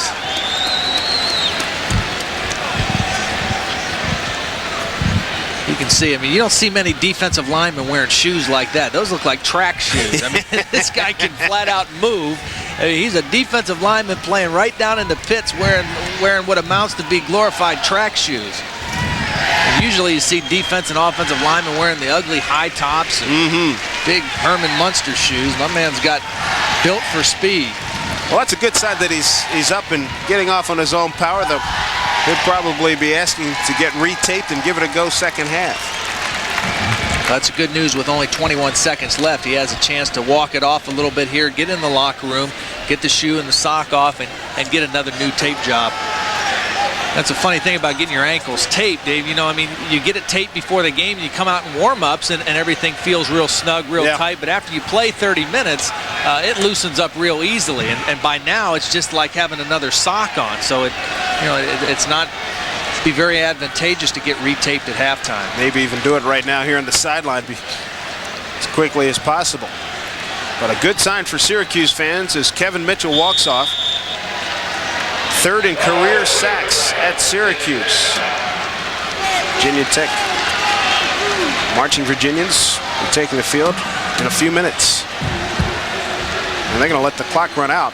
And that'll do it for the first half. Been an exciting one. All Tech in the first quarter. They led it 21-0, but Syracuse played well in the second 15 minutes. 30 minutes complete. It's Virginia Tech on top. 24-10 over Syracuse.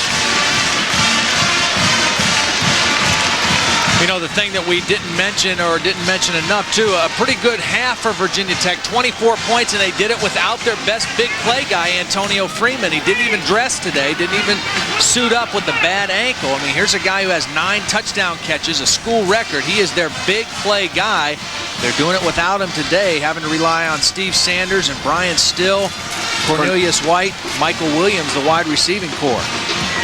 And they have done a good job. Look at Maurice DeShazo, number 2 rated passer in the USA. Frank, Virginia Tech coach Frank Beamer joining us right now. Frank, Dave Sims, and Todd Blackledge. Syracuse got back into that game in the second quarter after you guys did a heck of a job in the first 15 minutes. Yeah, we really had total control of it, and then got in here on offense on the goal line and got 3 points instead of 7, and then let them come back and take the kickoff and reverse it on us. But give them credit. But this game's a long ways from over. We got a lot of work to do, yeah. Coach, did you notice that sometimes in a game like this, when things happen real easily for you early in the ball game, you have a tendency to maybe get a little complacent? Do you think that happened to your offense a little? I thought it happened a little bit on the goal line right there, and then we come back right back on the kickoff, and we're not alert and let it get out of containment. Frank, thanks for your time. Good luck second half. Thank you. 24-10, Virginia Tech leading Syracuse. We're at halftime, and we'll be back with our halftime activities. We'll do that after these words from our local stations. The special teams. Look at the numbers here. Total yards for Syracuse, Todd, just 78.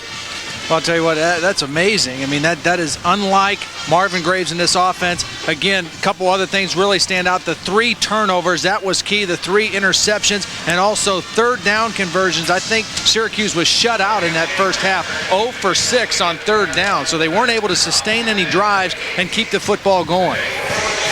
Quarterback comparison. So far, the edge to DeShazo because of the touchdown. Look at Graves with the 3 interceptions. And that uncharacteristic of Marvin, that gives him 11 interceptions on the season. There's Paul Pasqualoni and special teams coach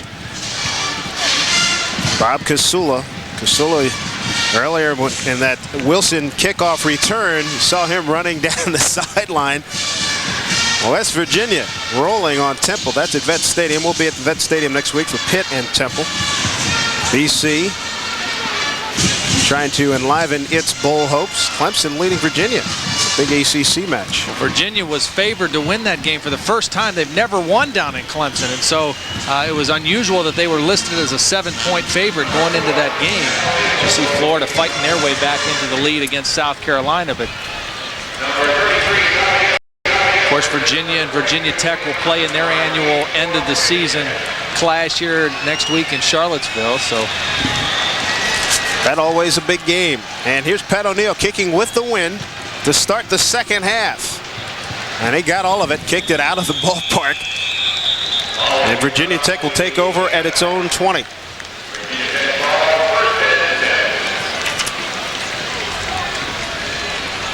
Maurice DeShazo, the second-rated passer in the United States.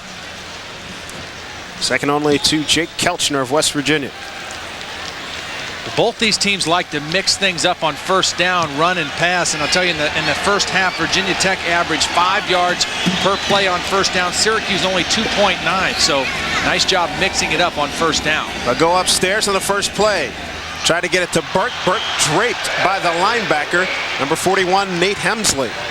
And this is not good news. DeShazo favoring that left leg. I think he just got rolled on there at the very end of the play. Pretty decent pressure coming up, forced a little bit of an outside throw by DeShazo to the tight end. That's the second time we've seen Maurice try to get the short one to his tight end, and just a little bit too much lead on the football. Cornelius White to the top of your screen. Sanders to the bottom. Give it to Thomas. Big hole into the secondary. First down and more. Breaks a couple of tackles. Still on his feet. Look at this determination. He's carrying the pile down to the 44-yard line.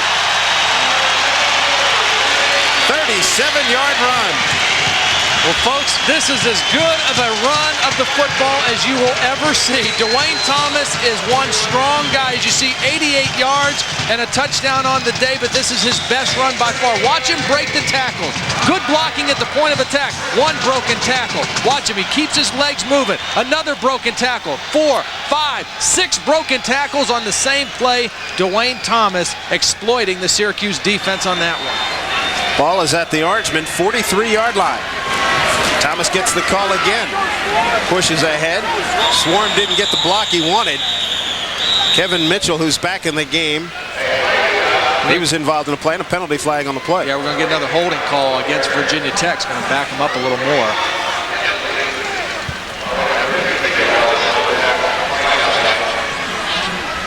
And you see Kevin Mitchell, number 50, laboring on that right ankle.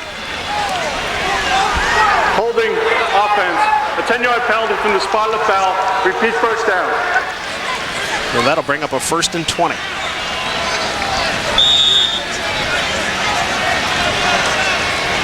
Right from the spot of the foul, so it will turn out to be a first down and 17 for the Virginia Tech Hokies. They send Burke to tight end. He's flanked outside. Top of your screen with Sanders out of the shotgun. DeShazo guns to White. Down to the 35. Breaks a tackle. He's to the 29-yard line. That's a first down for Virginia Tech. Bryce Bevel brings him down. And that's the best throw that Maurice DeShazo has made all afternoon, I think. He really stayed in the pocket. He stepped right into this throw. Watch the determination. He knows where he's going with the ball. You see his eyes find Cornelius White. Watch. Doesn't overstride. Comes down over top of the football and throws a strike right in there to the wide receiver, and they pick up the first down. The best throw that he's made in quite a while in this game so far. Tech going into the wind here in the third period. Up 24-10, 13:55 to go in the third period. Thomas spins out, Grosvenor with some help from Chip Todd, number 57, the tackle. Nice play by Greg Shaw, the inside linebacker, number 48, one of the redshirt freshmen in there starting. He made the first contact, forced the play back to the inside, forced Thomas to spin back to the inside where the rest of his teammates could help out. Greg Shaw is a guy that really wasn't expected to be a starter this year. Has kind of worked and been very consistent. He's not very big, 210 pounds, but he's played very well at the strong inside linebacker spot. That's a spot Dan Conley would have played had he not hurt his knee. All up to 28. Play action for DeShazo. Burke wide open, dead down the middle. He's there. Touchdown, Virginia Tech.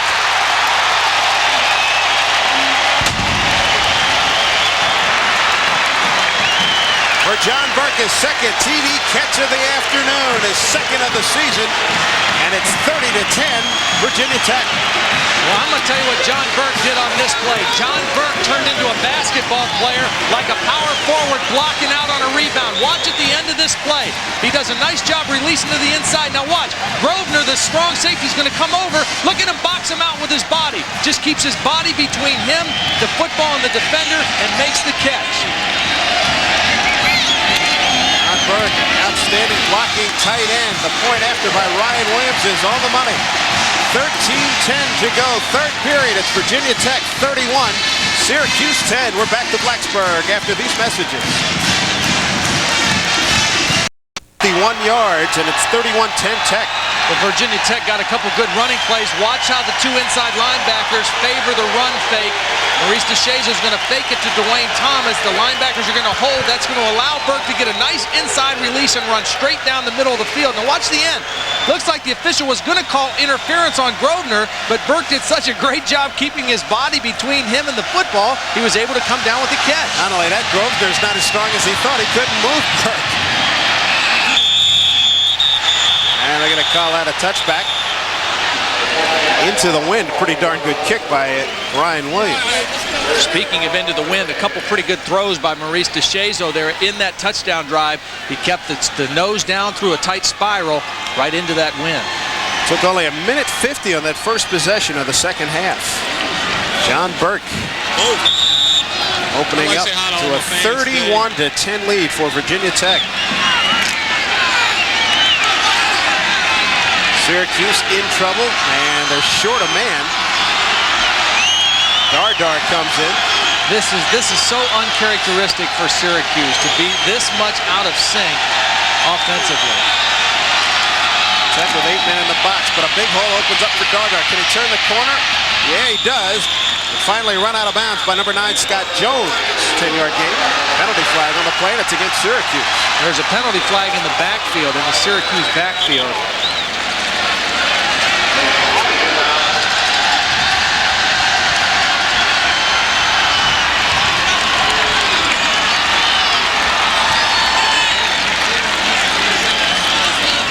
Wheels on the bus are going round and round the wrong way. Offense, half the distance to the goal line, repeat first down.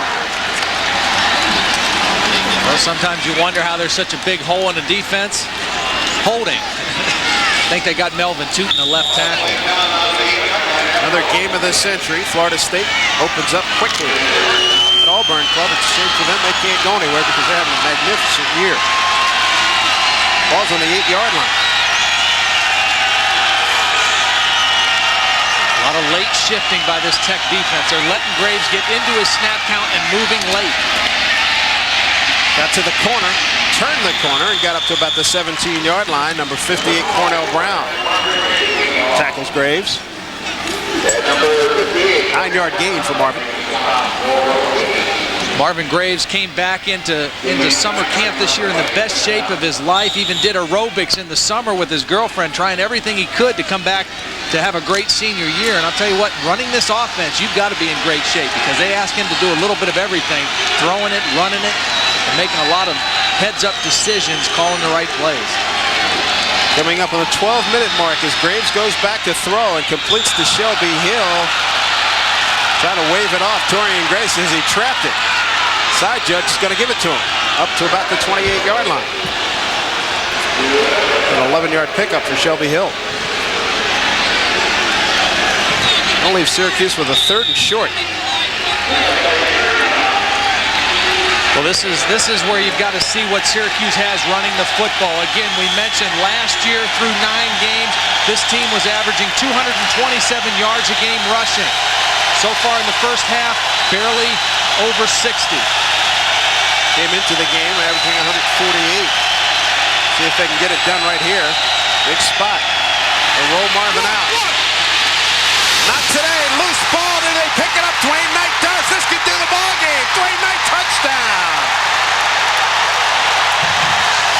Graves fumbled the ball. Knight took it in. A 23-yard return of the fumble. 37-10 Tech. What George DeLeon's thinking here is let's keep it in the hands of our best player. But look at the speed and the acceleration of Ken Brown. Runs him down, makes a great explosive hit, causes the ball to pop out, and Dwayne Knight picks it up. Great team speed by the Virginia Tech defense. I think it really fooled Marvin Graves that he was not able to get to the corner. Graves, you got it 4 years. You got to know that he's used to running that option with a lot of proficiency. And today, it's just not happening. That kick is up and good. Nice job by John Shields, the holder, to get the snap down. Virginia Tech blowing Syracuse out of here. 11:10 to go, 3rd period. It's Virginia Tech 38, Syracuse 10. We're back after these words from our local station.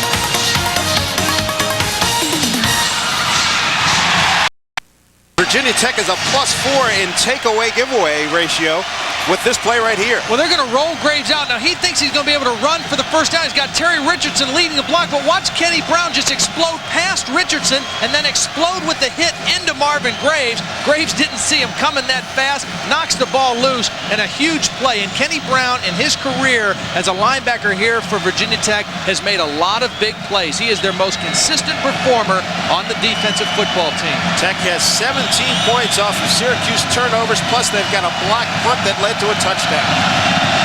Ryan Williams kickoff high will come down at the 6-yard line to Dardar. Oh, he's hit hard at the 20-yard line. You hear the crowd reaction. 13-yard return. Number 40 put the big lick on him. Shane Miles, a backup fullback, number 40. Like he might have hurt his right shoulder. Boy, he's hanging a little loosely, but he really got into it. Yeah, that was a serious hit. And just like you said, whenever you hear like 40+ thousand people in unison give it the ooh like that, that was a good hit. Somebody got drilled. Look at that number. 17 points off of the turnovers as Syracuse takes over at the 20. Fake the draw. Look out. Graves in trouble. Hangs in there and completes it up to the 39. Make that the 34-yard line to Shelby Hill. 13-yard pickup. One thing I can guarantee you about Marvin Graves in the years that I've watched him, he is not having a good game. 3 interceptions, a fumble, but he is not going to quit. Now watch, this is almost a sack for sure. A good rush again around Tootin, but the poise of Marvin Graves to just step up in the pocket to keep his focus downfield. This young man will not quit in this ball game. Lawrence Lewis is the one who just missed the sack. Off the 34, Graves bobbles, holds it, pitches now to Dardar. He's run out of bounds at the 40-yard line. Ken Brown is there, along with Marcus McClung, number 37. Crowd reacting to Clemson, leading Virginia 10-7 at the half. 38-10, Virginia Tech over Syracuse with 10:30 to go here in the third period. Big East Football Conference game of the week. Ball's at the 39. They'll go with the wishbone set this time. See if they can grind it out. They give it to Marcus Lee. He's brought down by Jeff Holland. And we talked about Phil Elmation coming from Syracuse this past season to take over the defensive coordinator job here at Virginia Tech. And, you know, not only is he a guy who's aware of the players that Syracuse has and what exactly they can do physically and on the field, he's a coach that's very interactive. I mean, he's a guy who really wanted to know, asking George DeLeon, hey, how do you attack this? You know, what do you want to try to do against this kind of defense? He's a very involved kind of a coach. So he is very, very familiar with this Syracuse football team. Dardar, the leading rusher, 7 carries, 27 yards for the Orangemen. The pitch to Kirby. Can't get outside. That's a big-time play. Torian Gray would not buy any move. They lose 2 on that play. Well done. I'll tell you what, it was kind of a gamble, really, going with Torian Gray starting at strong safety today. They benched Stacy Henley, but it's paid off for Phil Elmation because Torian Gray's having a fabulous ball game. Again, he's responsible for the pitch. He's responsible for the perimeter contain. He makes a great open field tackle, and that is not easy to do against a guy who can run like Kirby Dardar. Syracuse averaging 25 points per game. Struggling to get even close to that. Down big here, 38-10. Graves throwing, completes it to Harrison. Nice grab. That's good for first down into Tech territory. We're going to mark it at the 43 of the Hokies. Torian Gray with the stop. 14-yard gain. Marvin Harrison out of Philadelphia. And the Orangemen move the sticks one more time. The numbers under Paul Pasqualoni. This has been a down year, and today indicative of how the year has gone. Here's the reverse to Harrison.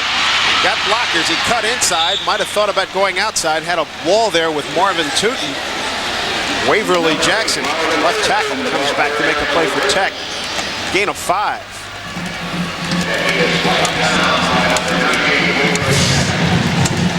Ball down to the 38-yard line for the Orangemen. Virginia Tech took the first possession and scored of the second half. 28-yard DeShazo pass to Burke, and then Dwayne Knight's 23-yard fumble return has opened up this lead to 38-10.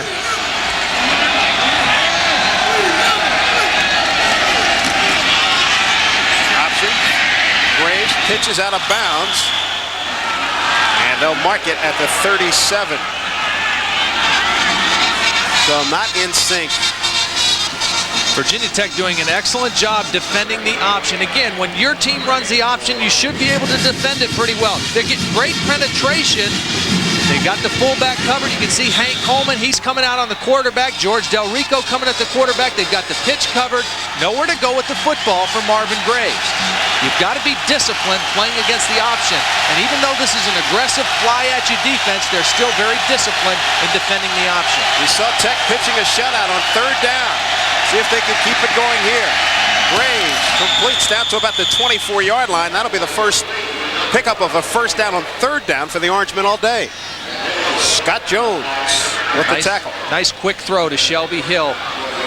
Not going to get to the quarterback when he drops back that quickly and throws the football. You know, we talked about what's been the problem for Syracuse this year. I'll tell you what, those two areas right there, they're running the football and they're defending the run, and also the big plays on defense. That's the biggest difference in what's happened to this football team this year as compared to last year.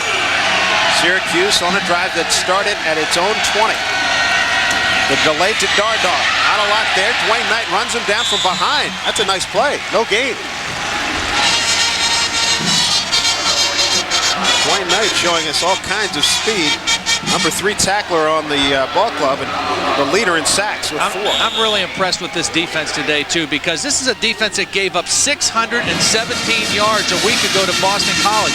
Does not look like the same football team. They're doing the same things, but they're executing today much better. Look at the speed, the pursuit from the backside. Dwayne Knight with the tackle. Ball's at the 27. Graves to throw, screen right side. Got a block, but it's run down from behind again. Number 8, Bernard Basham, the left tackle, gets out there. Brings down Al Wooten. We talk about the speed of this team, their ability to run. This is the down lineman. He's a tackle who's lined up down over the guard. He reads the screen. He's able to run out and make the play on the fullback and stop it for a 2-yard gain. That's an excellent play for a down lineman. Syracuse has completed its only third down conversion on this drive. Ball's at the 25-yard line. Syracuse down 38-10. Graves looking sideline, hits his deep receiver. That's Hill down to the 14-yard line. That's a pickup of 11 and a first down. Shelby Hill saying, Marvin, just keep coming to me with the football. He's got one-on-one coverage against Scott Jones. You got to respect the speed. The burst of Shelby Hill does a nice job breaking that pass off right at the first down mark. You're not going to get away with covering Shelby Hill man-to-man very often during the course of a ball game. Marvin now trying to make the most of it and going to him. Hill 6 catches, 75 yards on the afternoon. Whoop. It's down about the 13, a couple of yards on that play. J.C. Price, number 59 for Tech. That first hit, Ken Brown with some help. Well, this drive is time-consuming. If you're Tech, you got to like this. Hey, if you want to drive 80 yards and take 10 minutes to do it, so be it. We're up big by 28 points. Well, the other thing that it's knocking the clock off is the amount of time that Virginia Tech has to go against the win and the amount of time Syracuse will have with the win. And, of course, trailing in the fourth quarter, it'll be a lot tougher going against that win. Whoop, fights his way for a couple. Barnes Lewis there, number 56, 3-yard pickup. Barnes Lewis has played well, had a couple pressures. First career start earlier this year against Miami.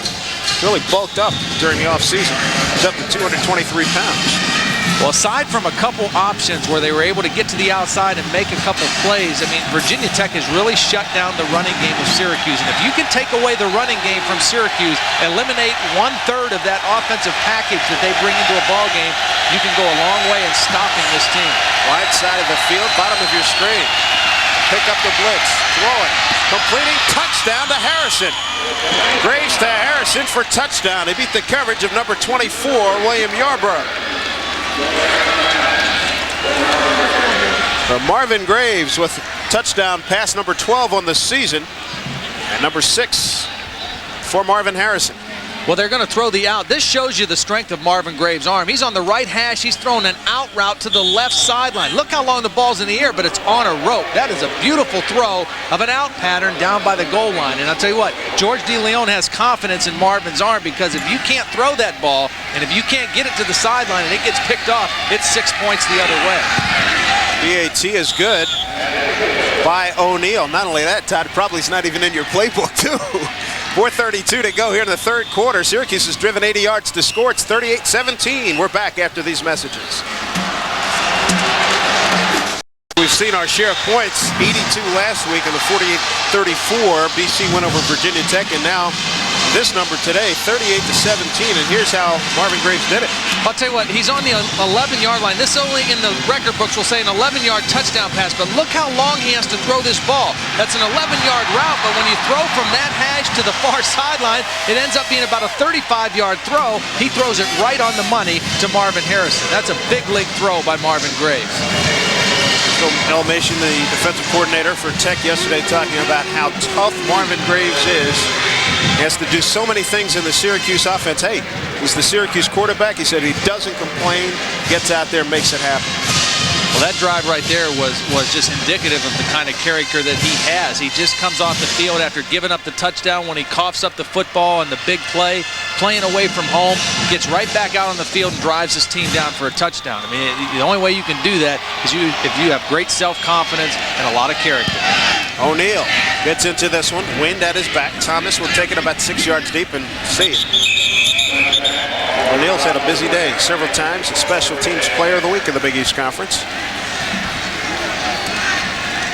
Good scoring drive for the Orangemen. Time consuming, 6:38 off the clock. 14 and 79, the big numbers there, plus the 11-yarder to Harrison. And another thing, they converted 3 of 4 third downs in that drive in the second half after getting shut out in the first half. So that's been a big improvement. Nice job by George DeLeon at halftime adjusting their third down package. Only another 4.5 minutes for DeShazo and company going into the wind on offense. Thomas outside, got a great block from Edmonds. Up to the 36-yard line before Kevin Mitchell runs him down with help from Grosvenor. Edmonds just got outside, and that'll be the lick of the day for him. I'll tell you what, you have to have a certain mentality to play fullback in an offense like this. Watch number 32 lead the play. Now he's working on a defensive back. Granted, he's got a size advantage, but still a great collision at the point of attack opens up the hole for his tailback. The life of a fullback is not very glorious. You're going to block most of the time. Good play fake by DeShazo. Got a couple of men. Throws the buck, and he dropped it at the 31. He was the underneath guy. Still was deep, as well as Kevin Martin. And he really had both of them open. Still was running a deep out, and he just couldn't get down on the ball a little bit. It's really, I think it's a catch that Burke should have made. He had both hands on the football. But DeShazo, again, the pass is a little bit high, had to go over a defender. Chip Todd got pretty decent pressure. John Burke wasn't able to come down. He's made some good catches today, but that one he wasn't able to hold on to. Pro set on this 3rd and 4. All day for DeShazo, and misfires trying to get to his fullback coming out of the backfield. Edmonds, Greg Shaw covering, and a good 3 and out for the Syracuse defense. They make Virginia Tech give it up. So a few more minutes for the Orange offense to have it going with the win. I'll tell you what, he had him open. You can see Paul Pasqualoni talking to his 2 inside linebackers. There was man-to-man coverage. They just ran a little crossing route with the tight end in the back. They had the back wide open, but DeShazo couldn't get him the football. Real high punt. About the 26 for Shelby Hill. Michael Williams slows him down. Doesn't just enough of a good job there to bring back the punt. -4. 47-yard punt. 38-17 Tech. We'll return to Blacksburg after these messages. 38-17 our score, and a wild one here at Blacksburg. Dave Simpson, Todd Blackledge with you on the Big East Football Conference Game of the Week. Syracuse Orangemen, last time they had the ball, went 79 yards in 14 plays. Graves to Harrison, 11-yard TD pass. See what Marvin Graves can generate this time. Penalty flags. Well, again, just a lack of concentration. Kyle Adams, the right tackle, jumped a little bit early, went before the snap count. And, you know, it's really unusual. I mean, here's the offense has been on the sidelines. You had a TV timeout. You had the kickoff. Everybody should be exactly on the same page coming out to run that first play. West Virginia rolling over Temple, and BC battling Pittsburgh. 1st and 15 at the 20-yard line. Not a lot happening there. Gave it to Marcus Lee. Del Rico brings him down after a 2-yard gain. And any team that runs the option, you have to really try to establish the fullback dive. That sets up everything else you do off the option. Virginia Tech has really stopped the fullback cold today. Al Wooten has had nowhere to go running the football. Nebraska continues to pound it out. They want a piece of that national championship, and you saw Florida State and Notre Dame just even at 7. Ball's at the 22. Gonna run the reverse, they fake it. Graves wants to throw, got time, got a man down there. Shelby Hill just out of his reach. Torian Gray is covering for Virginia Tech. Dwayne Knight with some pressure. He also took a big hit trying to pursue Graves as they ran the big throw off the option, off the reverse fake. Well, and great presence by Marvin Graves in the pocket because the pressure was coming right at him, and he just very coolly just kind of sidestepped the pressure and gave himself room to make the throw. Bought himself that extra second, just a little bit too much of an arm with the wind here to Shelby Hill. Close set backfield, Richardson and Lee behind Graves. Big play, 38-17 Tech, 2:50 to go, 3rd period.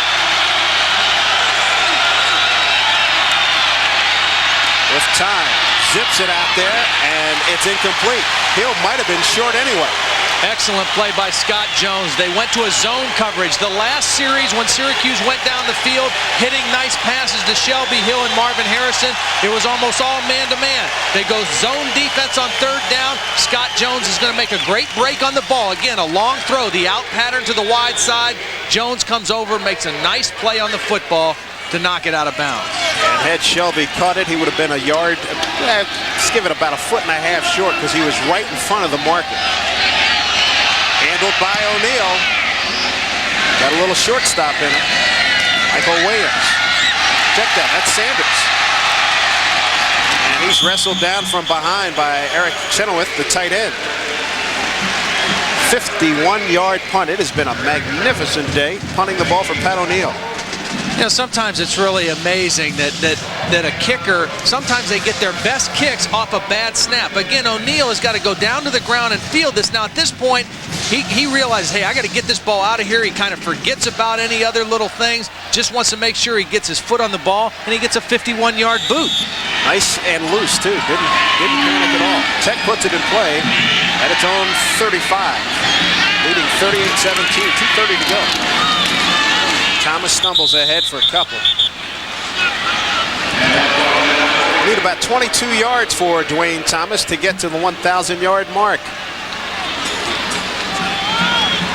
Upcoming games in the Big East. Check out the bottom two. BC Notre Dame and Miami West Virginia. Two outstanding games. We'll have Pitt and Temple for you. And Virginia Tech in its traditional battle against arch rival Virginia on the schedule for next week. Call it 2nd and 9. The pitch to Thomas. Burke with a fabulous block. Be about a yard short of a first down. Grosvenor's there with help from number 23, Carlos Jackson. I'll tell you what, Jim Pine just got a phenomenal block on Kevin Mitchell. They went after each other on that one. Now, he got a little help at first in the double team, but he was able to take Mitchell and put him on his back. Just an outstanding block. Again, Pine is such a resilient blocker. I mean, he just never stops until the absolute last whistle that he hears. Like to see these guys. I got to imagine they're going to shake hands at the end of this game. Man, you bad. Job well done. Swarms to the ball and the first down. Nate Helmsley lost that wrestling match with Joe Swarm. 3-yard pickup. Drive lives for Tech. Well, Joe Swarm, I mean, this is a type of run that this befits him. Just describes his personality. Will not quit. They try to tell him he's not going to make the first down. He continues to drive his leg, take the pounding, drive forward for the first down. A former walk-on who at one point in time considered quitting. Didn't think he was good enough to play Division I football. Had a renewed enthusiasm and worked himself into a starting role. Good cut by Thomas against the grain, gets up to midfield. Good-looking 4-yard run by Dwayne Thomas. You know, the thing about this team is, I mean, not only is their offensive line big and their offensive line really comes off and opens some holes, but every one of their backs runs so incredibly hard. I mean, all of them just really break arm tackles and they run relentlessly. I'll tell you what, it takes more than one guy to bring them down. Wilkie Bazile was down on the field, and here's that matchup, Pine and Mitchell. Look at Pine. He's got a reach block on Kevin Mitchell, but watch. He just goes until the end of the play, but Mitchell playing that one almost like a linebacker. He lets him get into his body, but he keeps him off of his leg, allows him to stay freed up to make the play. I'll tell you what, these two guys are going at it every single play. Wilkie Bazile leaves. Planning on maybe something in the back. 2nd down and 5. 49. Thomas breaks tackles, cuts back against the grain, picks up the first down inside the 40. And he's mad at himself. He should have broken it bigger. 11-yard pickup. Dwayne Thomas approaching that 1,000-yard mark for the season. Again, you know, the biggest strength of Dwayne Thomas, it's not that he's flashy, but he's so hard to tackle. I mean, he just runs so hard. Look at him, he breaks tackles. You're not going to bring him down with an arm tackle. Dwayne Thomas at 999 yards for the season, right up to the moment. 3 quarters complete from Blacksburg. It's 38-17 Tech over Syracuse. Back with the fourth quarter after these words from our local stations. Of the season, a bright kid, an emotional kid. Boy, did he learn a big lesson in the Maryland game. Well, he did. He was one of the players that got kicked out in a brawl that took place right at the end of the first half. He learned his lesson that, hey, I can't help this football team when I'm ejected and sitting on the sidelines. He had 90-some yards in the first half, didn't get to play. It really upset him. He really realized that he let his team down by losing his head. And, that's something you just store away as a young guy and say, can't let that happen again. Offensive coordinator Ricky Butzel said, hey, I didn't have to say anything to him. You could see it in his eyes. He knew. And ever since then, he has just been outstanding. He had been outstanding prior to that point, but that gave him a renewed dedication. First play coming up, fourth quarter. 38-17, Virginia Tech leading Syracuse. Tech having taken over after a 51-yard punt by Pat O'Neill. Drive started at the Tech 35. Thomas. There's the 1,000-yard mark, right, almost evened it out. Call it a gain of 2, so that'll put him over the 1,000-yard mark. Woki Bazile slow to get up. Well, this is gut check time for the Syracuse defense because Virginia Tech's not going to get fancy now. They're just going to come right off the football again. Look at John Burke blocking on Scott Freeney. He's taking him 6 yards down the field. Freeney has to get off that block. He can't let Burke latch onto him, get those hands on the shoulder pads, and drive him around the football field. Syracuse watches Swarm get it. Takes Kevin Mitchell for a ride. Takes a lot of people to bring Joe Swarm down. There's little extras there. Jim Pine. 4-yard pickup for Joe Swarm. Numbers through 3. Just 50 yards on the ground for Syracuse. Total yards, Virginia Tech up by 101. Turnovers 4 for Syracuse. Continue to be a real bad digit. Again, can't say enough the turnaround in defensive performance of this Virginia Tech team from last week at BC to this week. They have really neutralized and shut down this Orange offense. Was at the 33. Thomas, big hole, first down, runs over tackler, down to the 21-yard line. First down, Tech. Boy, Barry and McMahon and Pine. Some big blocks. Grosvenor paid a price to bring down Thomas. There you have it, over the 1,000-yard mark this season.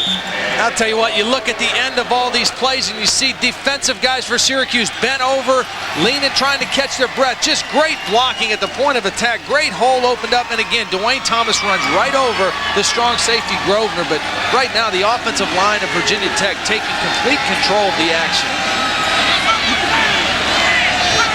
Sanders, the lone wideout there, runs short side. Thomas gets outside. Uh-oh, that should draw a penalty, and probably well and does. Nate Hemsley, number 41, had a hold of Thomas and then threw him down well out of bounds. You saw it. And that is there's a simple explanation for that. It's a frustration penalty. Right now, Virginia Tech is taking this ball and they're shoving it right down the throat of the Syracuse defense, and this penalty is purely out of frustration. Now, Paul Pasqualoni is upset, doesn't think it should have warranted a penalty. But watch the end of the play. Thomas is going to get to the outside. It's a very minimal game, and right there the play should be over. Hemsley needs to let go of him at that point. Ends up taking him all the way to the wall.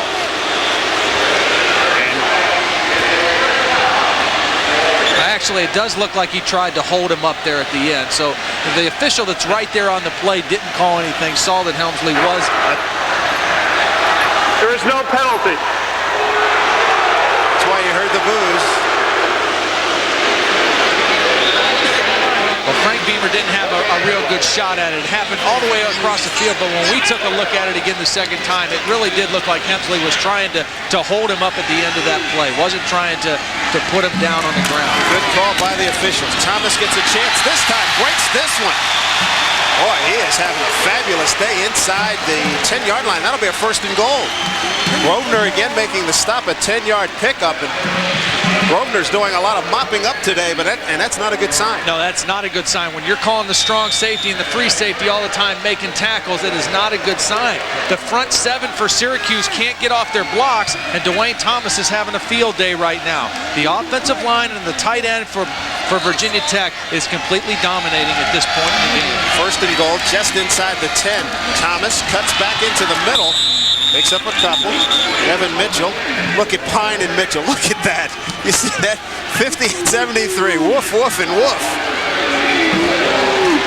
Right now, all that Virginia Tech is doing, they've got 2 tight ends in the game, 1 wide receiver and 2 backs, and they're just going at it. 2-back, power running football, believing that they can block and open the holes. Pretty good job that time. They got the legs knocked out from under Thomas, stopping for a relatively short game. Jim Pine can win the debate by pointing to the scoreboard. Joe Swarm. Check that. That's Tommy Edwards. And he fights his way inside the 5. Penalty flag late. Penalty flag late. Hemsley is there to make the stop. There's another penalty. Somebody could find himself ticketed out of here. I think they're going to get Jim Pine here. Jim Pine, again, and Kevin Mitchell, they have been going at each other every single play, and it's always the second guy who gets caught. I think it's a penalty just for running his mouth more than anything. I don't think it was a physical thing. A dead ball, personal foul, offense. But look at Kevin Mitchell. He's still agitating right down there, working that offensive line. Frank Beamer is telling Jim Pine, get in the huddle. Just stop talking, get back in the huddle, and play football. Don't get out of your football game. Again, Jim Pine's a great player, but this is Kevin Mitchell's backyard. This is his game right here. Yeah, get the guy frustrated and get the extra penalty. And it's working. But again, Jim Pine can point to the scoreboard, 38-17 Tech over Syracuse. And Frank knows that. Frank knows what's going on. He's been around the corner a couple of times. A dead ball, personal foul on the offense. We repeat, second down. Let's see if we can see anything here. Right in the middle, well, the play's going to go away. Kevin Mitchell's pursuing, and Jim Pine, there's Kevin Mitchell on the end of the play, kind of throws the He threw Damian McMahon down at the end of the play, and Dwayne Joseph a little hit at the end of the play, but I'll tell you, Kevin Mitchell and Jim Pine, I mean, they've been going at it all day long. This ought to be some battle here.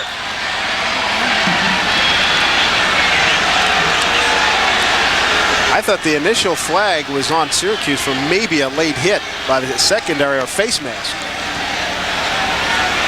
It was a face mask, and then it was overruled.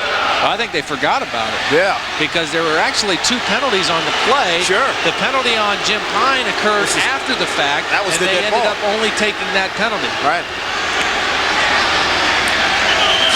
You got all kinds of confusion now.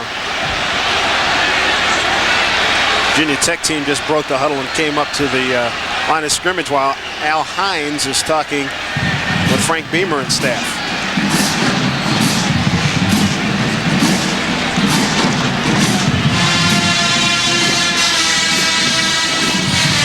Hines will run the 53 yards across the field to Pasqualoni and give him an explanation.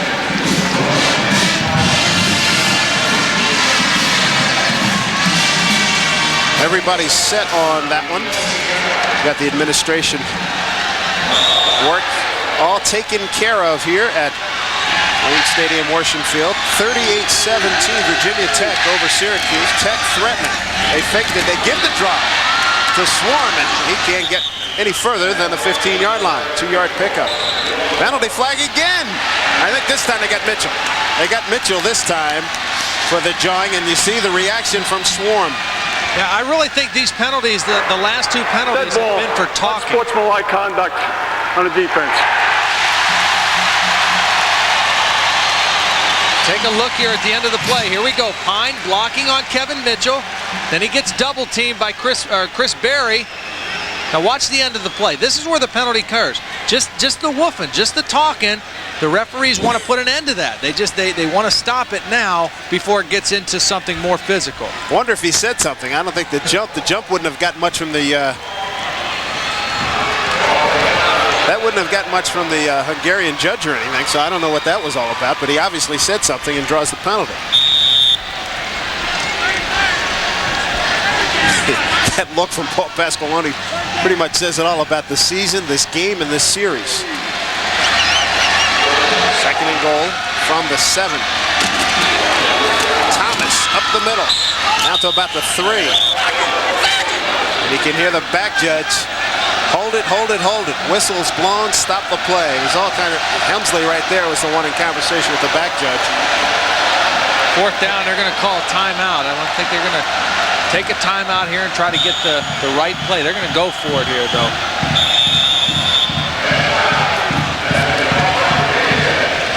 So things getting a little antsy here at Blacksburg. 10:56 to go. Syracuse down 38-17. We return after these messages.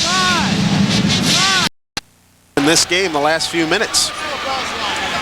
Syracuse down 38-17, and they've been chatting it up a bit with the Virginia Tech ball club. Wouldn't you love to be a fly on the wall down there listening to Frank Beamer and Al Hines? Well, things got a little bit out of control there. Frank Beamer called the timeout, and when he called the timeout and had a chance to think about it, he decided to go for the field goal. Let's try to get to sure 3 points rather than go for it on 4th and 4 inside the goal line. Ryan Williams, 21-yard attempt. He has one from 21 yards back in the second period, made it 24-0.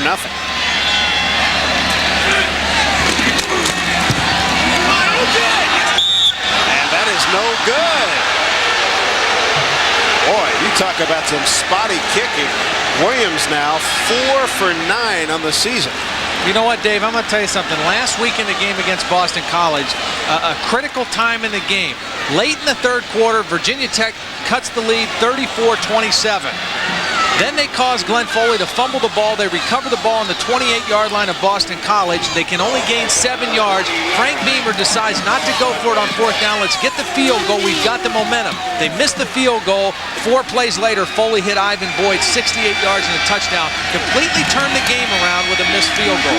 Play action by Graves, throwing behind his intended receiver, and that's Wilson, who had scored on the kickoff return, a reverse back in the second quarter.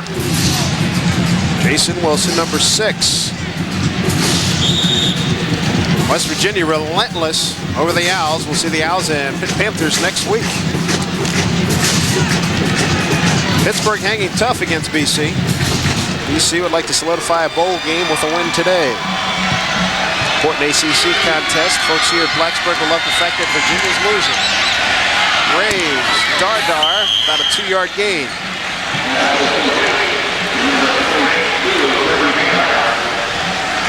But again, this team still looks out of sync offensively, with the exception of the one nice drive here in the second half where Graves went down the field and they got the touchdown pass to Harrison. They've been out of sync. He threw behind Jason Wilson that last play, and that one there, Kirby Dardar had to stop. Actually had no chance to run with the football after the catch. Florida State finds itself behind at Notre Dame. 3rd and 8 for Syracuse. Graves completes it to Jason Wilson to the 41-yard line. That's a 1st down. 20-yard gain for Jason Wilson. Jason, a guy who's starting to get more and more playing time here late in the season, had a big game last week against Temple, 3 catches, also had the 66-yard touchdown run off the reverse. That time an excellent throw by Graves to the sideline. Graves throwing into the wind here with 10 minutes to go, 4th period. Make the draw again. Wilson over his head. He was wide open at the 47 of Virginia Tech. And that's the same play that they miscommunicated on a couple plays ago. And Marvin is trying to communicate to Jason, hey, stay outside on that route. You don't have to bring it back into the middle of the field, into the defense. Stay outside against that zone defense. That's where I want to throw the football. Outside, not in towards the middle. Remember, Wilson just a sophomore. Graves, a senior, and has been a starter since his freshman year. With Dardar on the wing to the right, with Hill and Harrison on the bottom of your screen. Throw the out, complete to Dardar.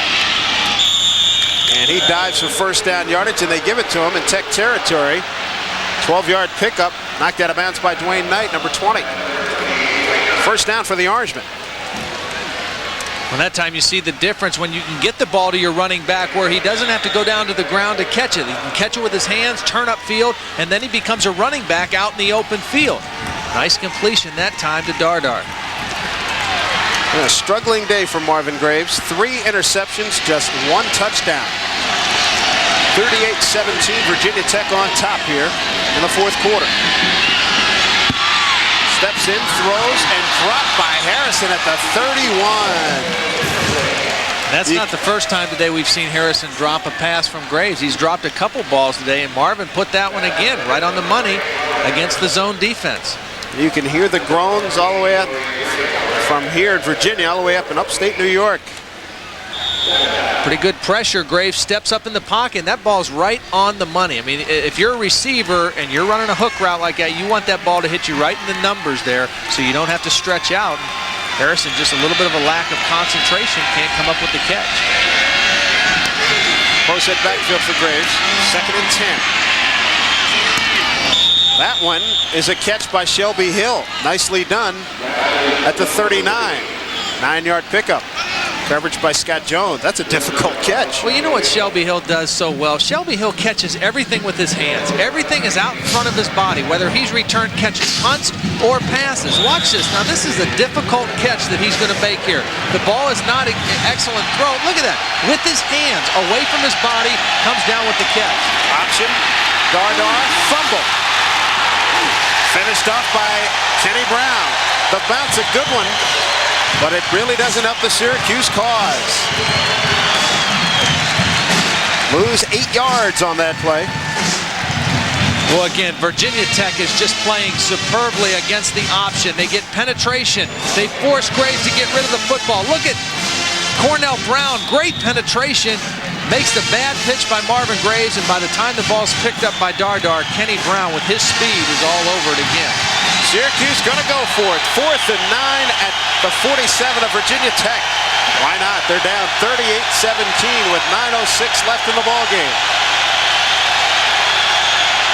Graves, sideline.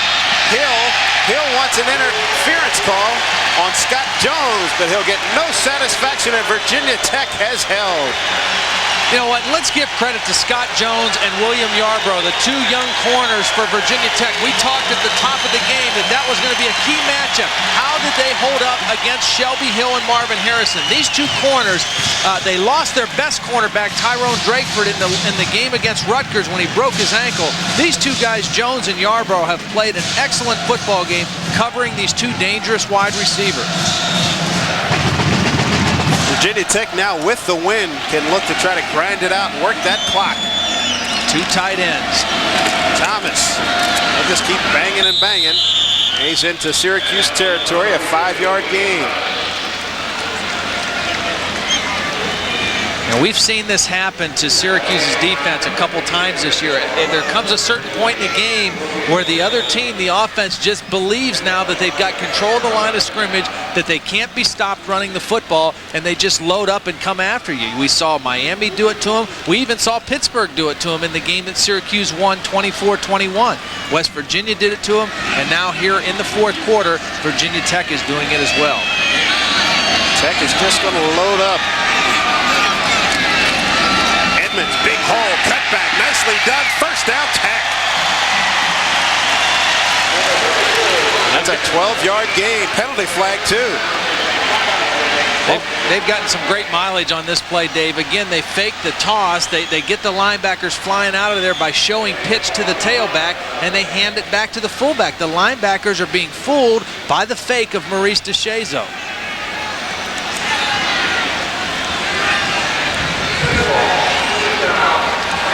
Personal foul, and I wonder if it was a verbal personal foul, somebody responding to maybe a taunt from Syracuse, and that is making Frank Beamer crazy. He's got a good-looking drive going here, and now a setback after the first down run by Edmonds. Dead ball, personal foul, offense, first down. Well, again, watch DeShazo. He fakes the pitch, gives it back to the tailback. By this time, the linebackers are running out of there to defend the pitch. That just allows the offensive linemen to get nice blocks on those linebackers in the front 7. And it's a very simple play, but I'll tell you what, Virginia Tech has made both the pitch and the give to the fullback good today in this ball game. So the ball's back in Tech territory at the 49. Clock running at 8:05 to go.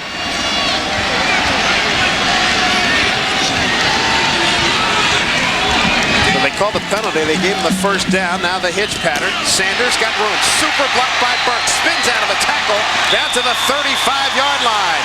Give a lot of credit to a lot of people on that play. The throw by DeShazo, the block by John Burke. Well, we saw this play a lot last week against Boston College. The quick screen, they send their tight end out. He gets the first block, and John Burke is like 6 for 6 on this play. He never misses this block. I'll tell you what, it's a quick screen. Look at Burke come out, gets the block on the cornerback. That's who's responsible for the coverage on Sanders. Once that guy is picked off, Sanders has a little bit of room to work out there. You know, the one I really respect this about Virginia Tech, they don't try to fool you. I mean, they stick with the same thing, and they keep doing it, and they keep doing it. And I'll tell you what, they just keep making good plays. They execute very well with the things that they do. They keep it basic. I know you know what I'm going to do, but you know what? I'm going to still make it happen. You still have to stop it. Thomas, a hole is there, and he second-guessed himself. Picks up maybe a yard. Brother. Wilkie Bazile, somebody could get run here. There was some extra popping and jawing. Well, it's a very frustrating situation for Syracuse right now. Defense. And the officials are trying their best to keep things completely under control, but this is just it's a situation that's very frustrating right now for Syracuse. They can't stop the running game. Not even close. Personal foul on Syracuse. Frank Beamer is telling his guys to keep their poise. Bazile is saying that, hey, I didn't do anything. Something happened. Ball's down to the 19-yard line. You know, you got to feel for Paul Pasqualoni. I mean, things have come fairly easily for him in his 3 years at Syracuse to this point. Not that he hasn't worked hard, but he's had a great record. They've won a lot of games. This is the first time this season that he's had to go through somewhat of a crisis. Thomas goes backside on the cutback. Nate Hemsley makes the stop. Penalty-wise,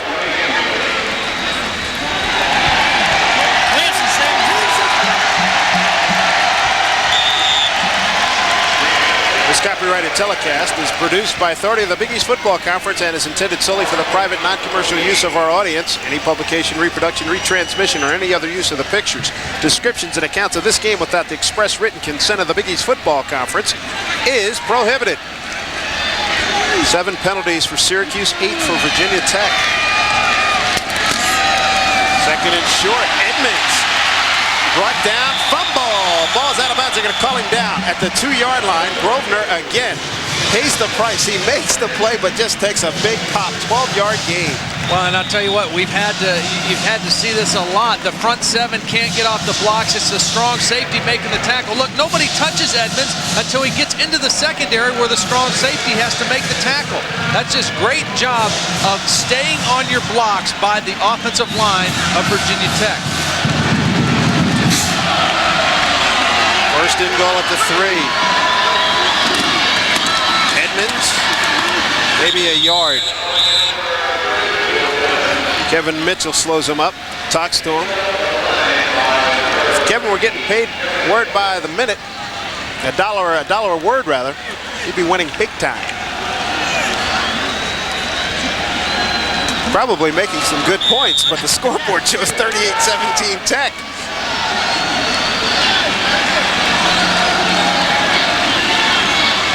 Edmonds has rushed 6 times for 35 yards. Ryan Edmonds with a 7-yard TD run back in the first quarter made it 21-0. Swarm, Edwards, and Thomas. Swarm. Through the big crowd, no gain. You know, and this is just a situation where Virginia Tech just believes that they're gonna get the job done blocking. That time they ran the exact same play 2 times in a row. The same little give to the fullback. And just, I mean, they are not trying to do anything fancy right here. They're just believing that they're going to knock the Orangemen defense back into the end zone and score the touchdown. Third and goal at the 3. 2 tight ends, power eye backfield. Touchdown, Tommy Edwards scores for Virginia Tech.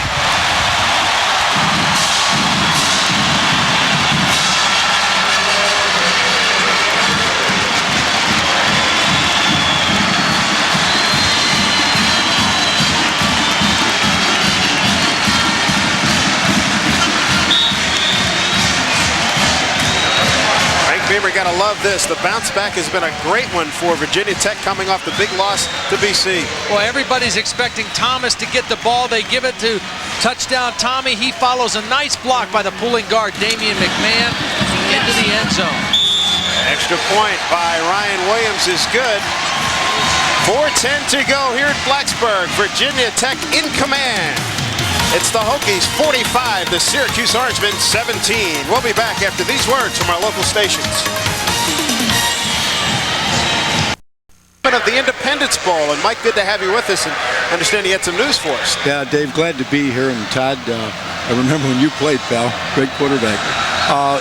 If Virginia Tech wins today, and it looks like they will, and Boston College beats Pitt, we will invite Virginia Tech to play in our bowl game December 31st. All right, good for you. Down at the Independence Bowl, and I'm sure the fans at Virginia Tech will be very excited about that. That's big news.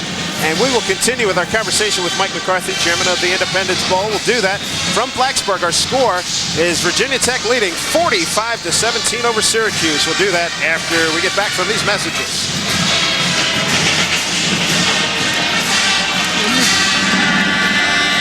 All right, that was a short break. We're back with Mike McCarthy. Syracuse puts the ball right back in play. Graves looking to throw, completes it this time to Shelby Hill, and he's up to the 42-yard line, 22-yard pickup. You know the difference there, that was Shelby Hill running that same in route that Jason Wilson ran and came too far inside. That time the veteran guy, Shelby Hill, runs it. He stays outside. Graves comes up with the completion. Mike, there's a contingency with your plan to invite Virginia Tech. It all revolves around Boston College if they can hold on against Pitt today? That's correct. They have to beat, BC has to beat Pitt, and then Tech will be in our ball game. Penalty flag on that play. Intended receiver was Shelby Hill with Scott Jones covering for Virginia Tech. I know this team will be very excited if that comes to pass for them. I mean, that's what you play for as a college player, the chance to play in the postseason, and it's been a long time for Virginia Tech, but this is an exciting football team, and I think a team anybody would love to have in a bowl game because they can put a lot of points on the scoreboard. Well, they're a team on the rise also, Todd, and they've lost 3 games to ranked teams, and we looked at that. They're a heck of a football team. I like the fact, too, Mike, that Tech will probably excite a lot of people here in the state of Virginia and travel a lot of folks, too. We think so. You know, they played in our bowl game back in '84 when Bruce Smith won the Outland Trophy. They brought a lot of folks then.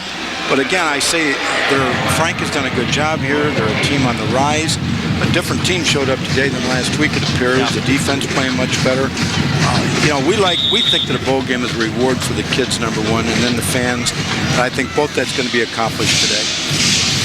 Mike, thank you so much, and I know the folks at Virginia Tech now they're pulling for Pittsburgh to hold on for the victory, and so this one pretty much, put away here at Blacksburg. Good to meet you. Thanks, Pat. Thanks a lot.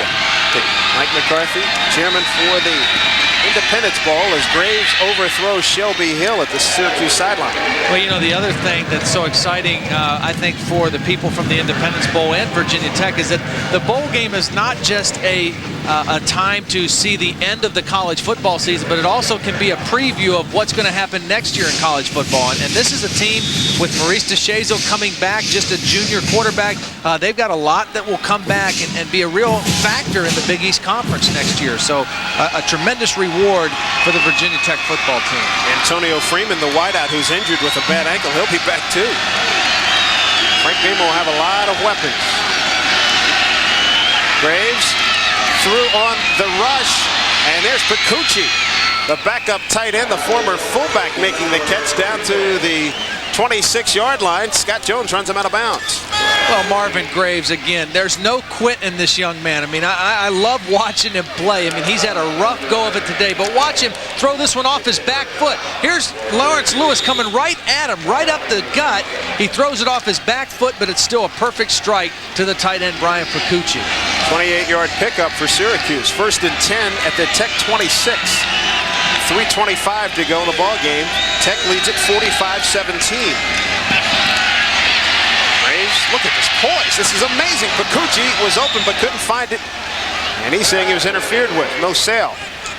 You know, again, the problem today for Syracuse, as has been the problem for them all season, 2 things. their ability or their lack of ability to run the football and their inability to stop the run. I mean, that's what it has boiled down to for Syracuse. Last year, this was a team that gained over 200 yards a game running, and they held teams to under 100 yards running. It's just the opposite this year. Long afternoon for Paul Pasqualoni and his staff and his team. Trying to get one more touchdown out of this. Tech showing blitz, they back off. Graves, the out. Harrison catches at about the 12-yard line. That's good for a first down. 13-yard pickup. They beat William Yarborough. You know, it used to be when teams played an 8-man type defensive front, all they played was bump and run man-to-man coverage, but that's changed now. You can see 8 men around the football, but as soon as the ball snapped, they all fly out into a zone coverage, but still a great throw to the sideline by Marvin Graves against an off-corner William Yarborough. 1st and 10 from the 13. The draw to Richardson. A lot of room. Hit hard. Breaks a tackle. Down inside the 5. Close to another first down. Yarborough and Gray bring him down. Best run of the day by Syracuse. Yeah, without doubt. One of the few times that they've gotten something up the gut here. They've been throwing the play action. Now they go with the delayed draw. And some hard running by Terry Richardson. Breaks a couple tackles at the end. Nice positive game, but he has not had much room to roam out there against Virginia Tech. Indeed. They go with the full house look. Richardson resets wing left. Try to get outside with Marcus Lee. Nothing doing. That team speed for Tech is outstanding. Yarborough and Gray again make the big play. They lose 2. Yeah, I'm very impressed with the speed of this defense. You know, and usually that shows up on AstroTurf, not on grass, but it's really showing up on this natural surface today. Here's Marcus Lee trying to turn the corner. Nothing doing, says William Yarborough, and Torian Gray, the strong safety. Those 2 young men have played exceptionally well today, starting in kind of a makeshift defensive secondary today. 2nd down and goal. Inside of 2 minutes now here at Blacksburg. Unbalanced line. They've got 4 linemen or 3 linemen on this side, and Kenny Brown calls timeout. Syracuse hasn't shown that. They took Melvin Tootin, number 74, moved him over right next to the right tackle, Kenny Warren.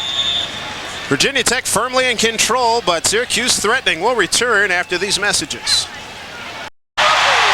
Corps of Cadets here at Virginia Tech, whooping it up. Clemson beat Virginia 23-20, which is always big news. 23-14 the final. Always big news here in Blacksburg, and hence the big roar from the crowd of 40,000 plus.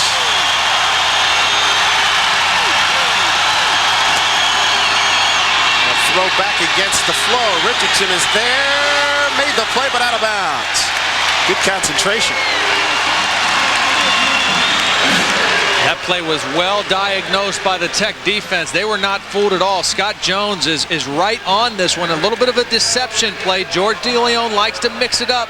They fake to the left. Now they put Richardson in motion, brought him back out to the outside, but Scott Jones is not fooled one bit. He is right on that play. Did not go with the fake to the other side of the field by Marvin Graves. And all Virginia Tech. 3rd and goal now from the 5. Clock at 1:45 here in Blacksburg. Marcus Lee denied.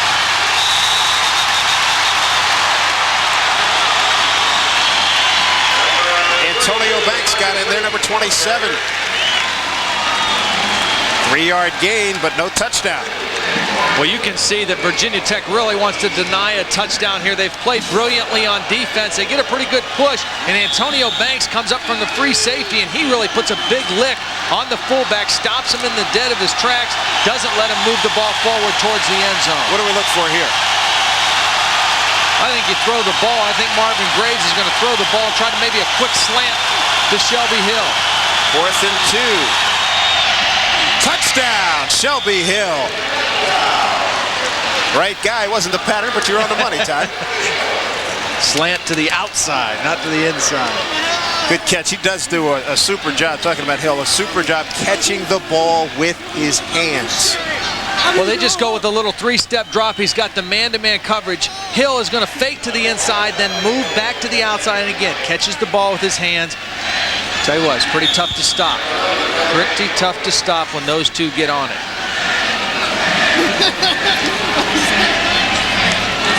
12 plays, 80 yards, 3:10 off the clock for the Orangemen. O'Neal for the point after. And it's good. So 45-24 is our score here at Blacksburg. We'll return for the final minute of play after these messages. Backup quarterback, 45-24 with a minute to go. With Notre Dame leading 21-7 over Florida State, the Big East could be in terrific shape to get into the national championship game, Todd. Well, they certainly are. Miami is just, they lost the one game and they dropped down, but slowly but surely they've edged their way back up there. The only team that kind of throws a monkey wrench into it is Nebraska. If they continue to win and stay undefeated, it'd be awful tough to not count them in on it. West Virginia is another unbeaten Big East club at 8-0, and they will tee it up before long against Miami. It'll be a great game. I'll tell you what, West Virginia will play with Miami in that ball game. A lot of people maybe don't think that West Virginia is that good of a team. West Virginia is playing outstanding football right now, and that's going to be a great football game between them and Miami. West Virginia obviously looking at a major bowl game one way or the other. Go for the onside kick, and it's recovered by Steve Sanders. Steve Sanders gets the job done for Tech.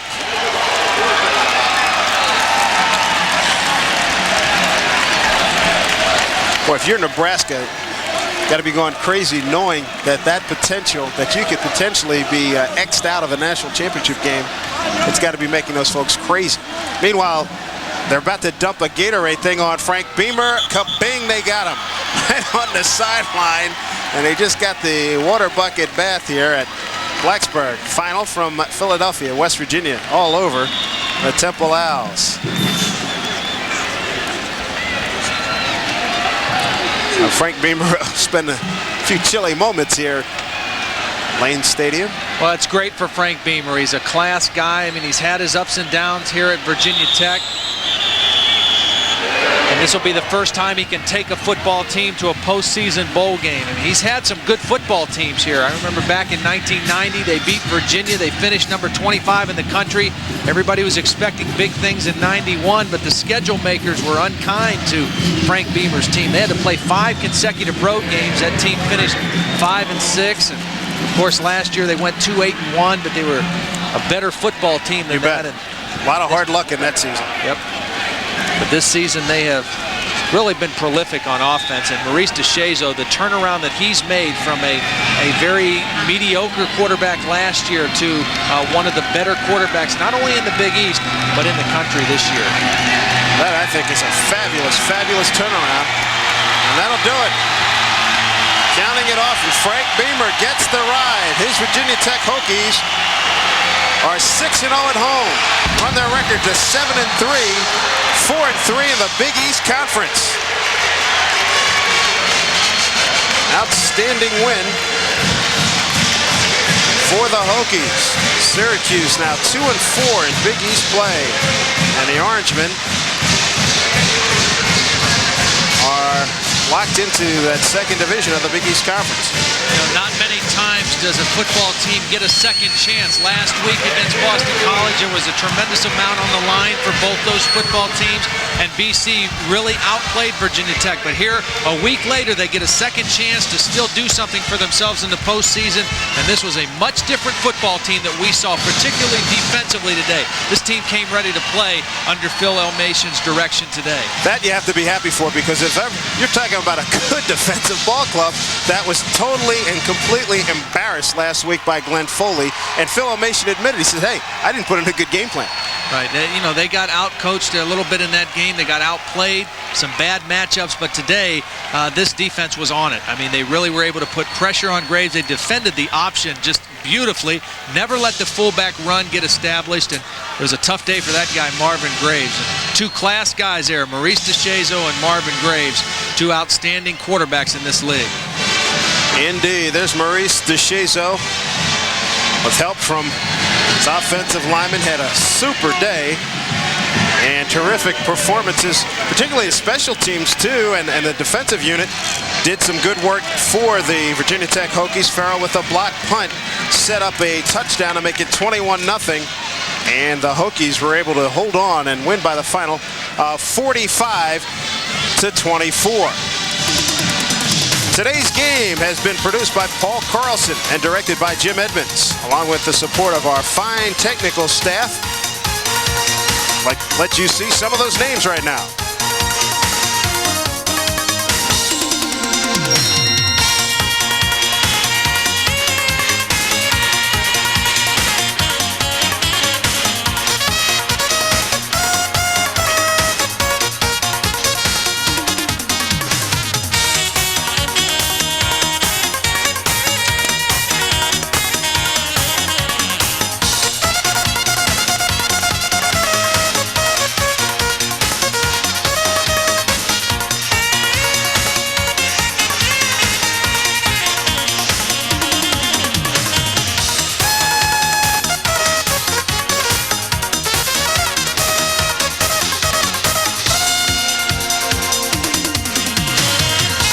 For Todd Blackledge and Mike Gorman, I'm Dave Sims. Once again, our final score, Virginia Tech 45, Syracuse 24.